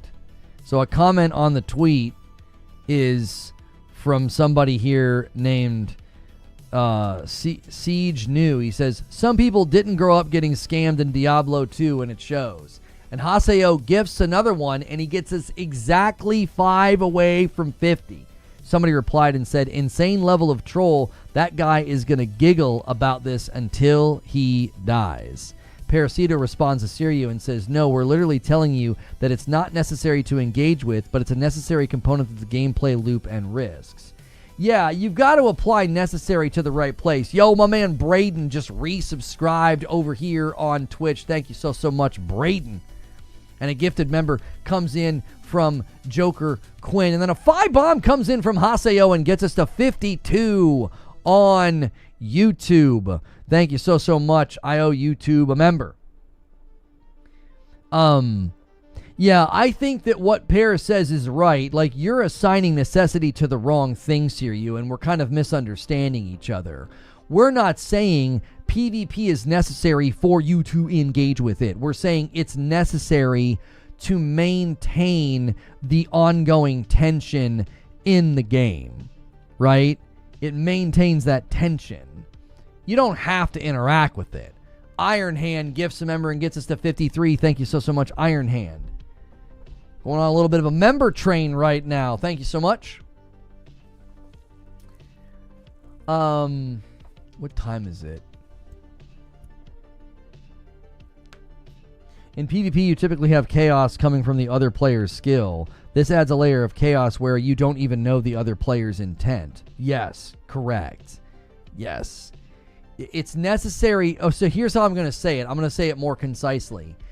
PvP being turned on is necessary for the tension element. It's not necessary for you to engage with it. If it's not there, the tension minimizes too much. If it's there, the tension is intact. You do not have to engage with it. You can ignore it entirely. PvP is necessary for the experience the devs are trying to create within the game. This is correct. Yes. I think that's when we're invoking the word necessary, that's what we mean. Hang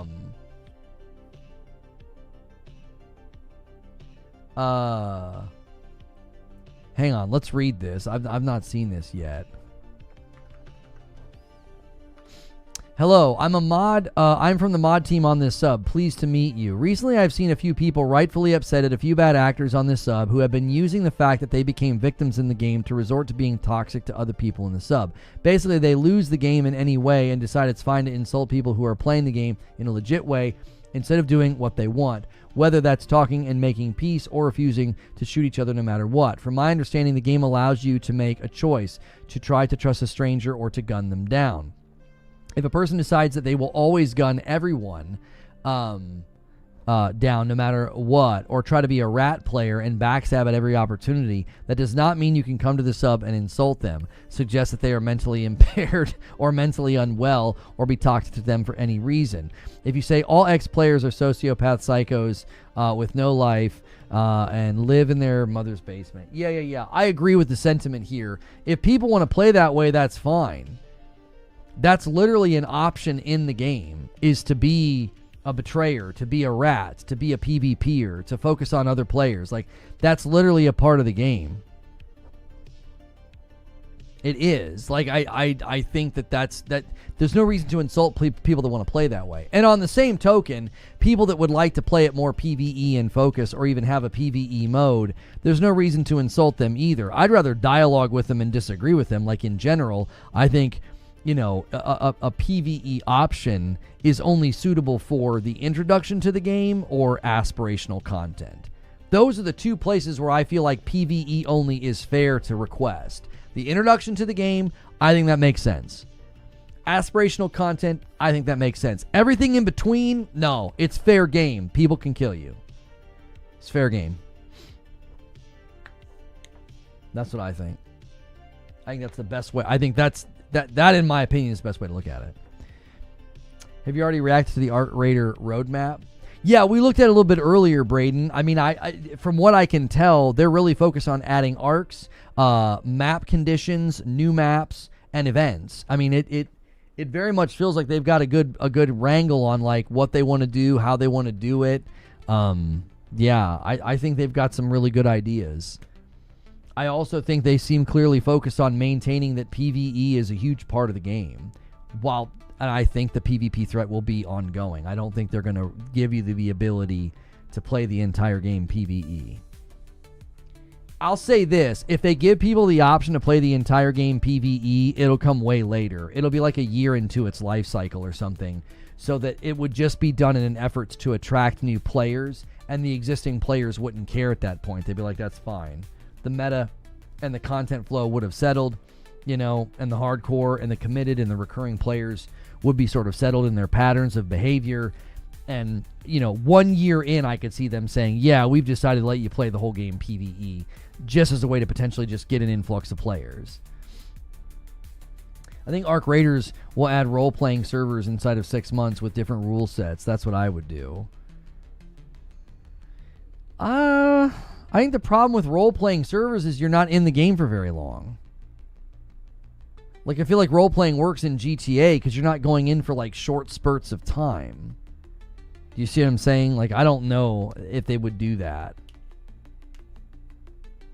I think that would be unusual because you're only in there for so long. You're 20 minutes or whatever. 20, 30 minutes, you know, on average.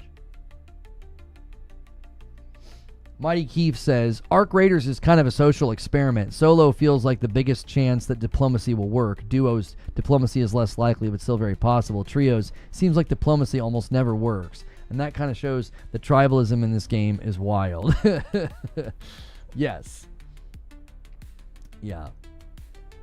Yeah. I think it's a fun social experiment. The question is, how do you keep the experiment going? You know, how do you keep the vibes going, I think, is the question. You know, do you allow for what, you know, for what some folks are asking for? You know, do you allow for PvE only? And how do you treat it? You know, how do you treat it? This guy says, idea, daily defense PvE missions. Once a day, players load into a defend Esperanza mission and fight off hordes of Arc. Love it. These are the ideas that can keep the game going. Yeah. That's the kind of content I'm talking about. Like, you could really, really add really fun on message in the identity, you know, types of content. You could totally do that in this game. Totally.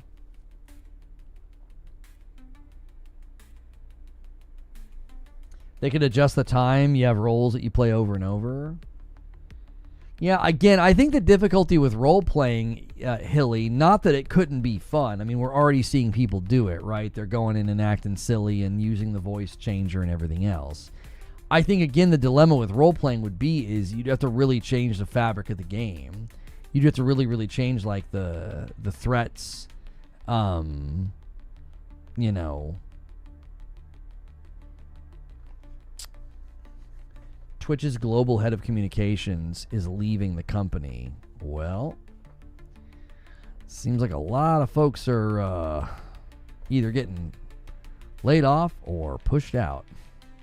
Or, I'm sorry, laid off or leaving voluntarily. Going to be a very interesting year for the old purple platform going into 2026. Going to be a very interesting year. Team building exercise? Yes.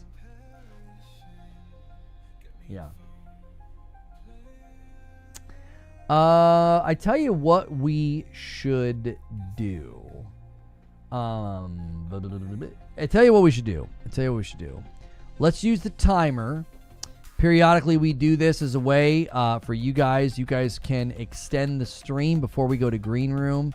I'm going to set it for 1:30, and you guys can obviously extend the timer if you want to keep the stream going. We let you do that with like gifteds and re-ups. Let's play some runs. Put me in, coach. Oh no, I'm not going to do that. That's just not. I don't do gameplay that often here, and when we do it, we just have. I've been doing this for 10 years, and I've just never ever gotten the sub base responds so negatively to gameplay. It's never worth it.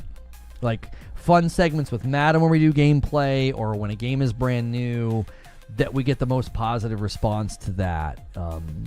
You know, just suddenly turning a talk show into gameplay.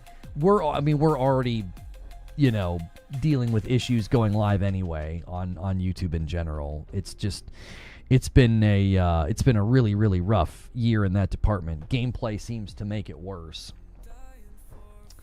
You didn't do gameplay when you streamed D2? I mean, it was a very different vibe. I mean, when you're playing, you know, when you're covering one game, it's very different. Another angel lost their wings. Oh gosh, that is ugly.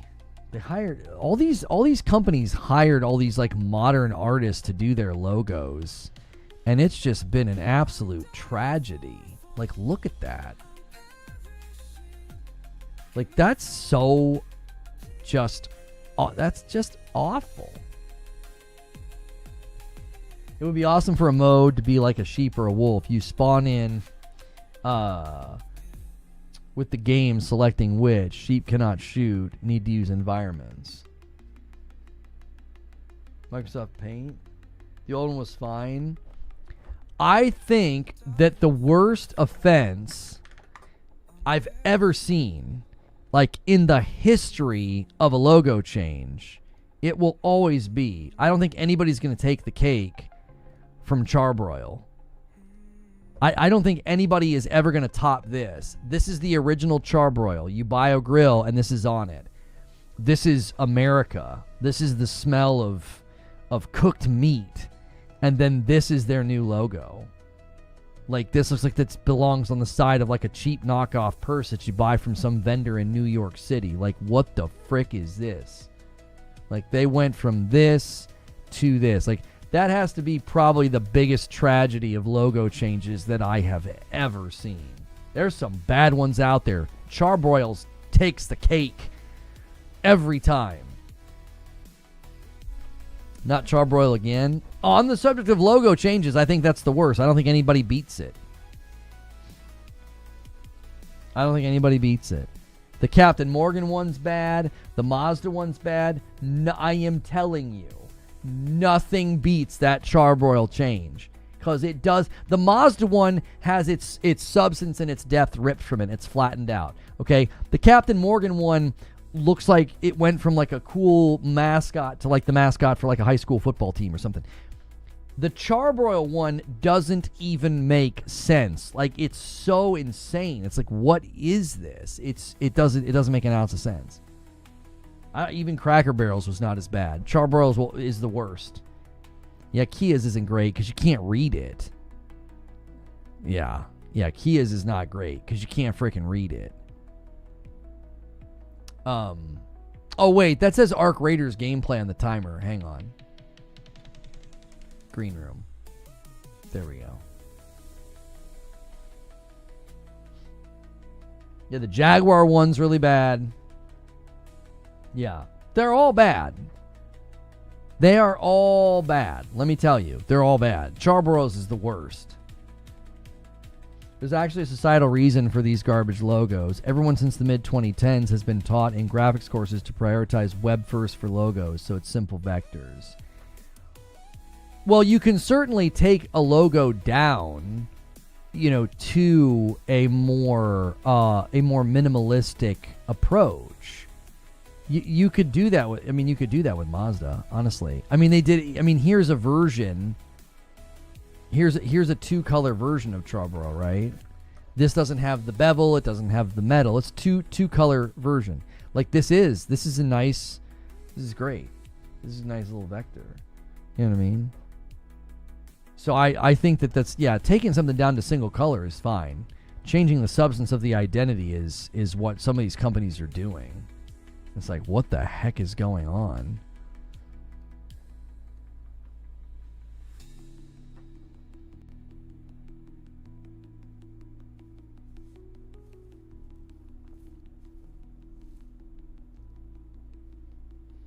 You mean this one? Wait, did Honda do the same thing?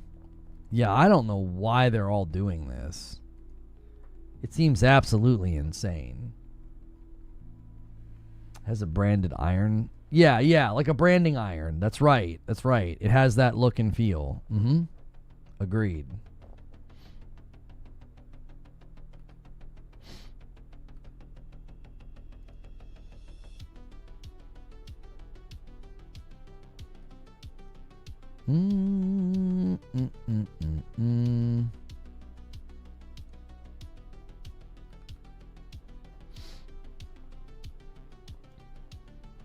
The Mazda one looks like it would look good on a car.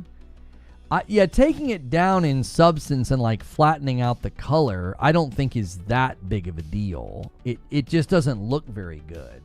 Like, the metal bevel just has kind of like a timeless car logo feel. You know what I mean?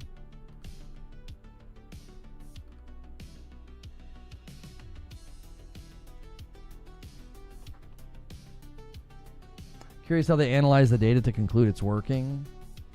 I don't know. I really, truly don't. I don't know who they showed any of this stuff to. You know what I'm saying? I don't know who they showed it to. Did they show that Charbroil logo to people? And like, if you saw this on the side of the grill, what would you think? And they were like, oh, that looks great. Like, I don't know. It's like they wanted them to look like high end or something. You know? This is what it feels like to me. Who is CB? Right. That's what I say. It looks like almost like a knockoff purse logo.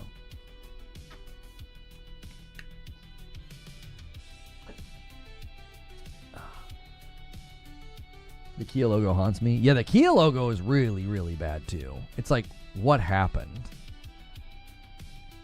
How did you do that? How did you determine that? How did you determine that? It went from being like, oh, that says Kia, to like, what's that say?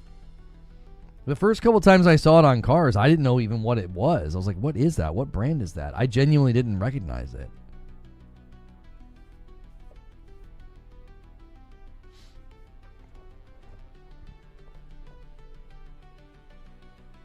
Yeah, it looks like KN. Yeah. Yeah, either KN or KIN. Like, yeah, it honestly does. It either looks like KIN or just KN, like a backwards N. It's so bizarre. What's really bizarre about this is one line right here for the A would have fixed it. It's like that's all it needs. It just needs a line across here. And it's like, oh, yeah, that says Kia. It's so weird how some of these things get approved. It's like it's so confusing. Maybe that's what they want. Maybe this is some kind of a 900 IQ play, like psychological experiment. Like, well, it gets everybody talking about us. Maybe it creates, top of mind or something. I just don't know. A basic grill in 2025 is basically high ends now. Yeah. Yeah. Baskin Robbins always finds out, dude. Yeah, that's awful. That is freaking terrible. Like, again, this is about identity. This is so much of what we've been talking about. Like, that has identity. It's got the 31 baked in. This screams tasty treat. You know what I mean? I'm going to go get some Baskin Robbins. What the frick is this? What is this? That's terrible. It's so bad. Oh, those big giant circles in the B. That is awful. And the font choice for Baskin Robbins. That's like the font you would use for like a law firm or something. It's so bad. Like, they don't understand like logo. It's one thing to design a logo. They don't understand branding. These people do not understand branding. Looks like a law firm logo. Jinx. You can make a really, really creative logo and be like, ooh, look at how creative I am, but that doesn't mean it's good branding. Branding comes down to you're selling an identity with the logo and the vibe. Like, this is true. You can see games and you can see like their advertisement, like their art banner or something on Steam, and you almost instantly know the type of game it's going to be. Because it sells you the branding. It sells you the identity almost instantly. Why do you... remember, I mean, Arc Raiders this totally applies to Arc Raiders. Think about it. Some of the first trailers we saw, it had this vibe. It had this brand. It had this identity. It was memorable. How many times have we seen these games, these Unreal slop games, where everybody's in this, sort of generic environment, and they're all fighting some big generic enemy, and you're like, I don't know what game that is. Did you ever see the Pepsi redesign workup? It's 27 pages on geometry and color theory. I've never seen that. It cost Cracker Barrel $750,000 to learn that hard lesson that these people don't know how to make a great logo anymore. Well, I also think sometimes there's just something to be said about leaving it alone. You just leave it alone.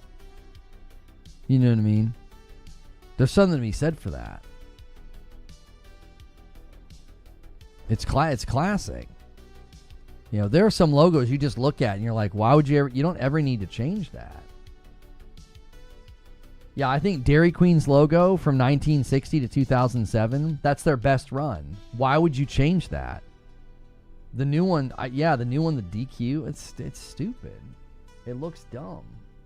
It's an italicized logo too. Like, just make my freaking eyeballs bleed. An italicized logo? What are you doing?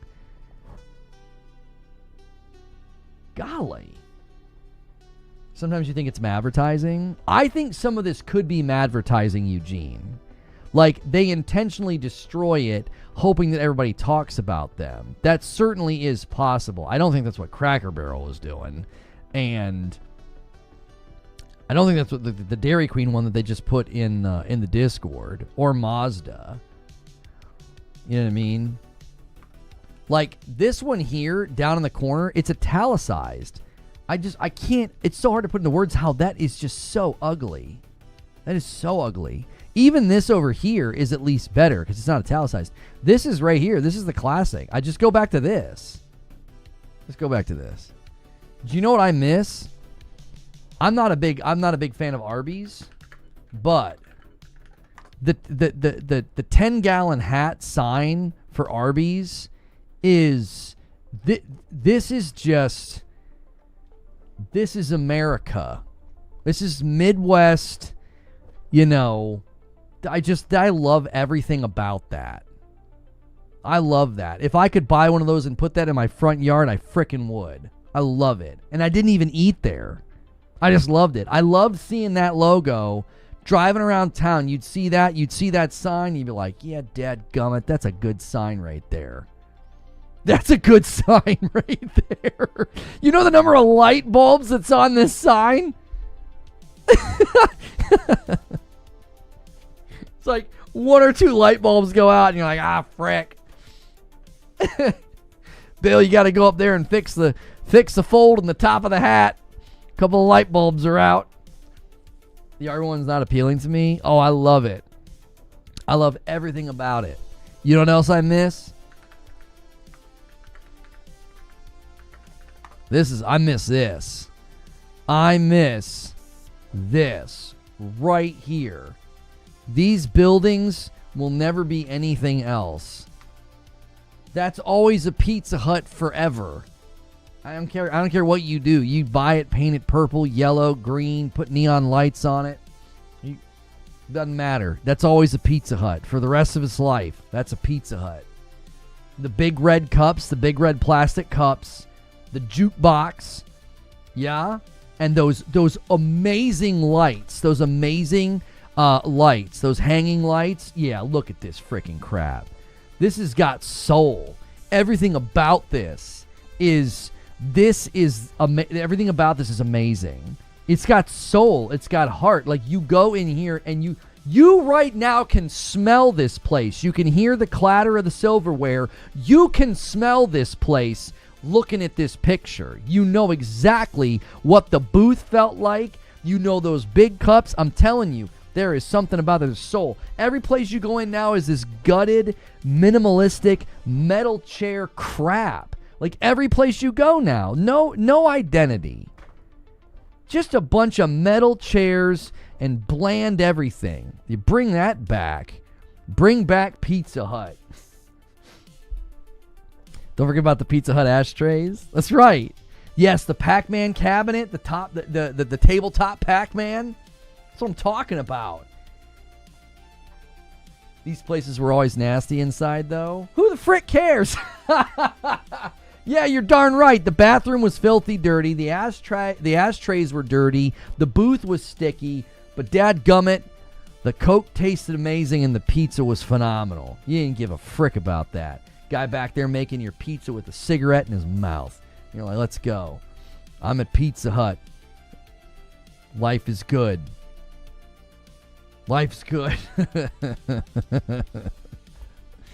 That's what I'm saying. You can smell that place right now. It's just a memory. You can smell it. You know what it was like to be there. Never been in one? You missed out.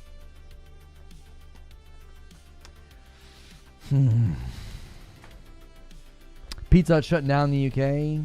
Yeah. It's a bummer. Coke? Never? Wait, was Pizza Hut a Pepsi establishment? I thought it was a Coke establishment. I can smell it because I worked in one. Yeah, that's hard for you to feel nostalgia for for any food establishment that you've ever worked in. It's really hard to feel nostalgia. Yeah. Because you went home smelling like it, and you probably freaking hated it. You know what I mean? It was Pepsi. I thought it was Coke.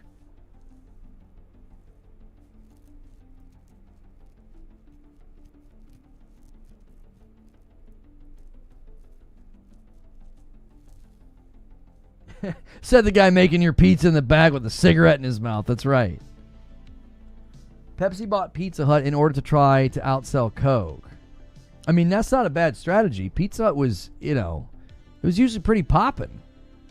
Whenever I went into a Pizza Hut, man, it was kind of popping. Well, I just failed the Pepsi Coke challenge. I mean, I'm 43, dude. I haven't been to a Pizza Hut in over... When was the last time I would have been in a Pizza Hut? I'd have been a teenager. That was in a Pizza Hut like 30 freaking years ago. I don't remember.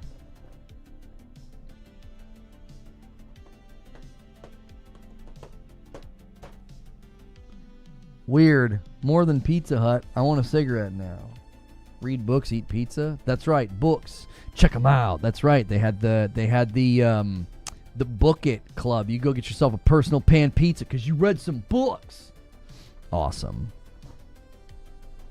Just awesome. Wait, hang on. Drops enabled. Let me turn. Is that a tag? Yeah, I'm going to turn that off. We don't have drops enabled. We're in just chatting. All right, guys. In 14 minutes, we're going to go to Green Room unless you guys extend the stream. Every 5 members extends the stream. You can renew. Those count. You can gift. Those count. Member bombs are the fastest way. If not, we're going to end up in Green Room. If you've never been to Green Room, it takes place in the Discord now. Just chatting drops. Yeah, I don't know. We probably had drops enabled, turned on for when we were doing like something with Borderlands or Arc Raiders or something. I don't know.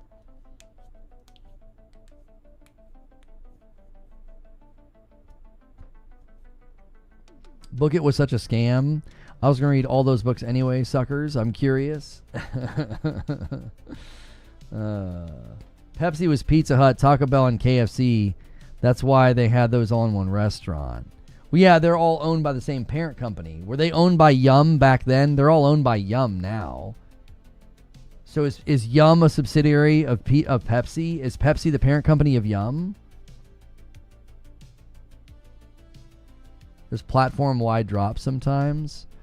Oh, I guess I should just leave that there then.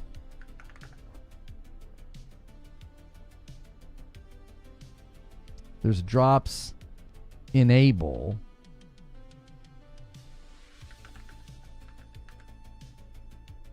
No, drops enabled with a D. That's what we want.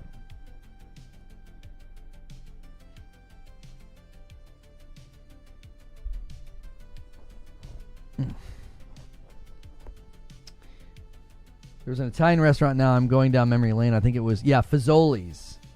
Yeah, Fazoli's was the best. We went there every Wednesday after church. And I'm telling you, their sub sandwiches were stupid good. Oh my gosh. I every once in a while will think about that and kind of crave one. Yum was created by Pepsi, but spun out in 97 with a lifetime contract for Pepsi products. Oh. I didn't know that. I mean, Yum's based here in Louisville, Kentucky. We got the Yum Center where the cards play.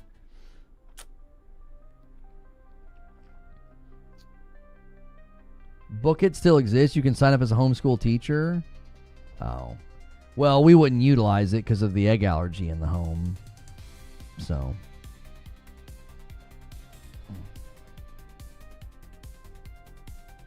What do you think about In-N-Out leaving California? I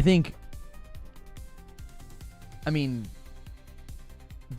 people are probably going to learn that it's just a solid burger joint, like it's not magical, like probably.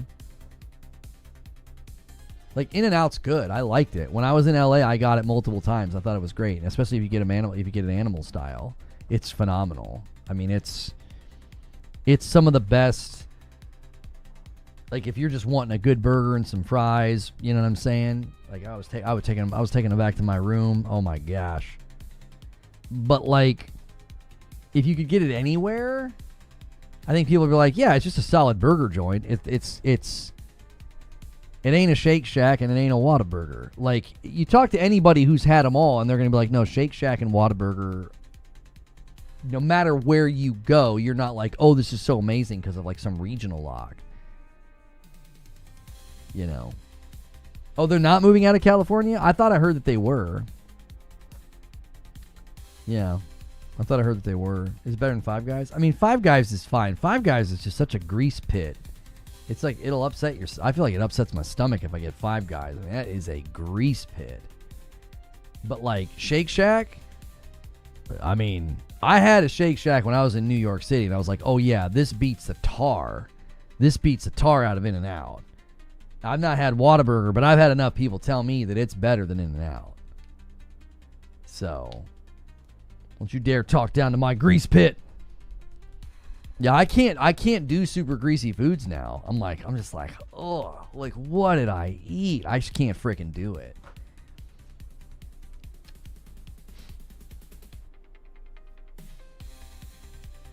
CEO bought a new house in Tennessee. That's the only reason In-N-Out's moving their headquarters. Try Hardee's. I've not had a Hardee's burger in my whole life. I mean it. I've never had one. We never went to Hardee's growing up.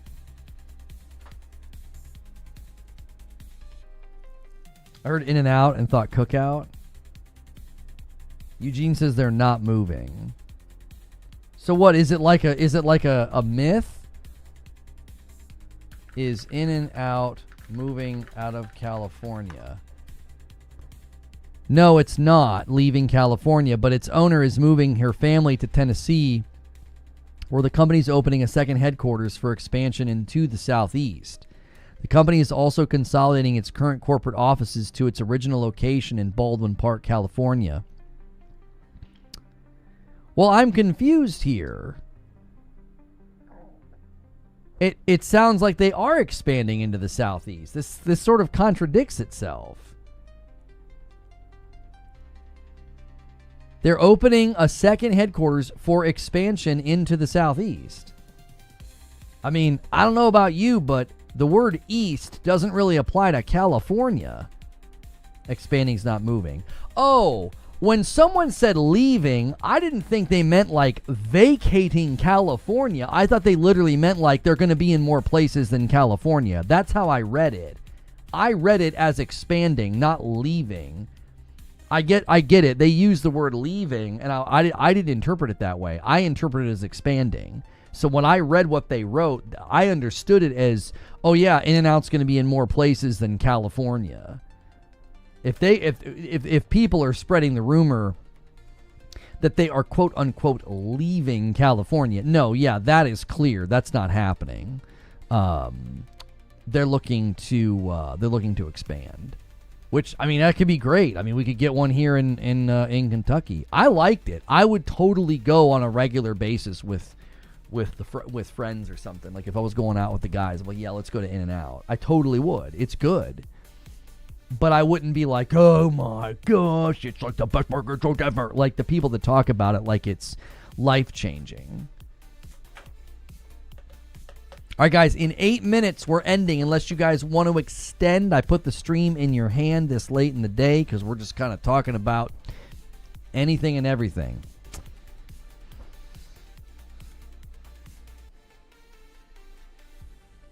It's okay. Overrated.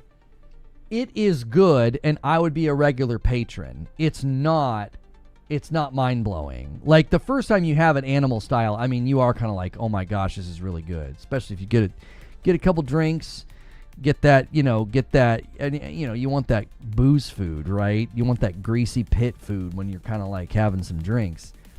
Buddy, you'll be like, oh my gosh. But I'm here to tell you, Shake Shack was better when I had it in New York City. And I really want to try a Whataburger because the way people talk about it, I mean, it sounds amazing, the way people talk about it.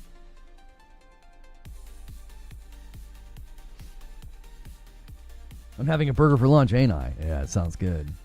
My old gut's delicate now. I can't do it. Yeah, it's a tough sell. It's a tough sell.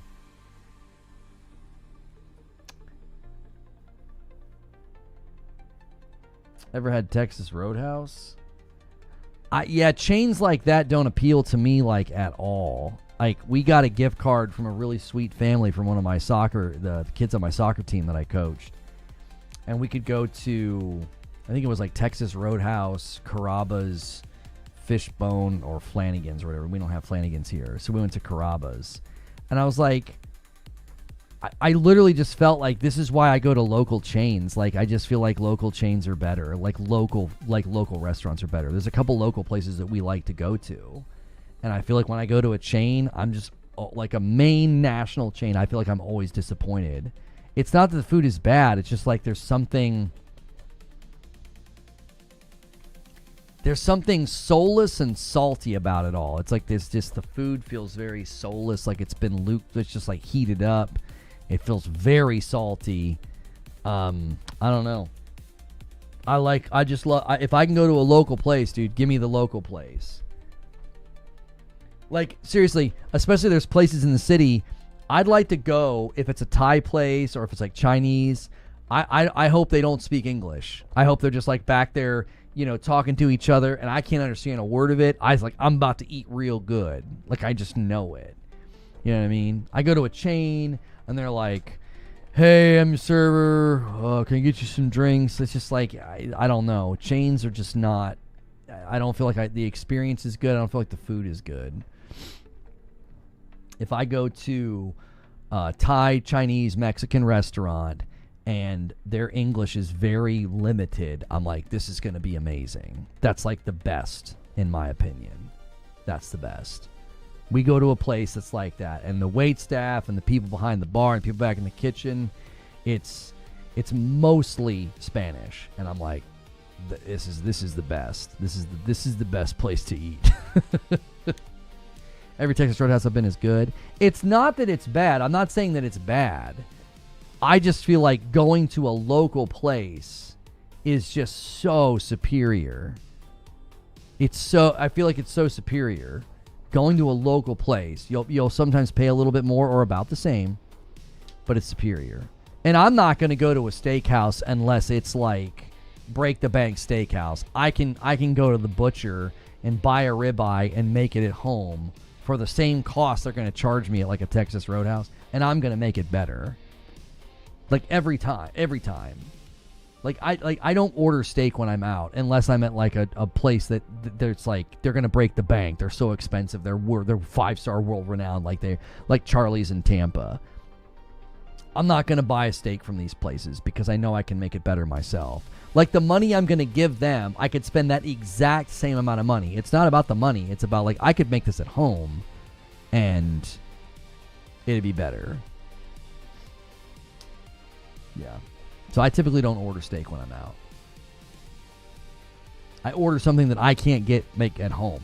Like anything that's like got like a really good like cream base, like some like kind of mushroom sauce or something. It's like I'm not gonna be able to make this at home, You miss Friendly's? Yo, Friendly's was the jam back in the day. Up in Ohio, we had Friendly's everywhere. It was so good. Their frickin' Sundays were stupid. They were stupid. Friendly's was a nice joint. It really was. You go and get yourself a nice burger, get yourself a nice little Sunday, a little date with your high school, sweetheart. Yeah, dude. Friendly's was it. Friendly's was a good spot. All right, 2.5 minutes, boys. 2.5 minutes. We're going to green rooms. You still have Friendly's? Huh. Do you like Five Guys? I've not had it in a long time, and I'm telling you, I feel like the last time I got it, like, it was so greasy, it made my stomach feel terrible. I can't do greasy food now. I just can't do it. Doesn't agree with me. I don't really like to do fast food. Like, we'll do Chick-fil-A like once in a blue moon, and I feel like I gotta drink an exorbitant more amount of water throughout the day, or my stomach is like very, very upset that I had it. If I like drink a ton of water that day, it helps. It does. I don't know why, but I don't know. Big Boys still exist? We had a Big Boys right next to a Moby Dick here in the city. It's not there anymore. It was great having those side by side. It was like, don't confuse the names now. There's a Big Boys and a Moby Dick. You know, you could make a really great dad joke every time you drove past it. Not anymore. Gone. I mean, they were side by side. They practically shared a parking lot. It was great. Yeah, you might say Moby Boys, and that would be embarrassing, you know? That was always the follow-up joke. Don't mix up the names now. We got a Big Boy and a Moby Dick here. People are like, yeah. And I'm like, yeah, you don't want to be caught saying Moby Boys. That's embarrassing. All right. Final countdown. Final minute. All right. If we're probably not going to extend unless somebody pulls out a whopper right now. If you want to come to Green Room, you got to be in the Discord. We moved Green Room to the Discord. Morning Coffee, as a reminder for tomorrow, Morning Coffee is the featured video on the channel every morning now. So it's unlisted. So you got to come to the channel to find Morning Coffee or get in the Discord to get a link to Morning Coffee. Hilly's trying to summon a 50 bomb. It's probably not going to happen, Hilly. You got 15 seconds and with stream delay. Haseo tries to start it. He tries. Valiant effort, Haseo, with a single gifted. We got 5 seconds left. I'm watching both chats. Okay, so here's what we're going to do. You can use the Discord command, or there's a Discord link in the description below.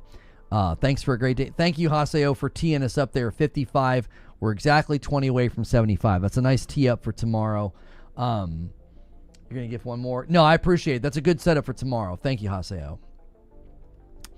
I don't know what we're going to talk about tomorrow. That's the point of Green Room. And I appreciate you guys so much. Thank you so much. If you're not going to come with us, you can go watch the video that's about Arc Raiders and PvE. I'm going to put a link in chat. Give that video some love, some comments, and some likes. Help it just keep going. If you watch it on your mobile and you can use your hype points, use your hype points on it. Keep that thing going. That's one of our strongest videos in a while, and we're very grateful. So, see you guys in the Discord. Thanks so much for a great day.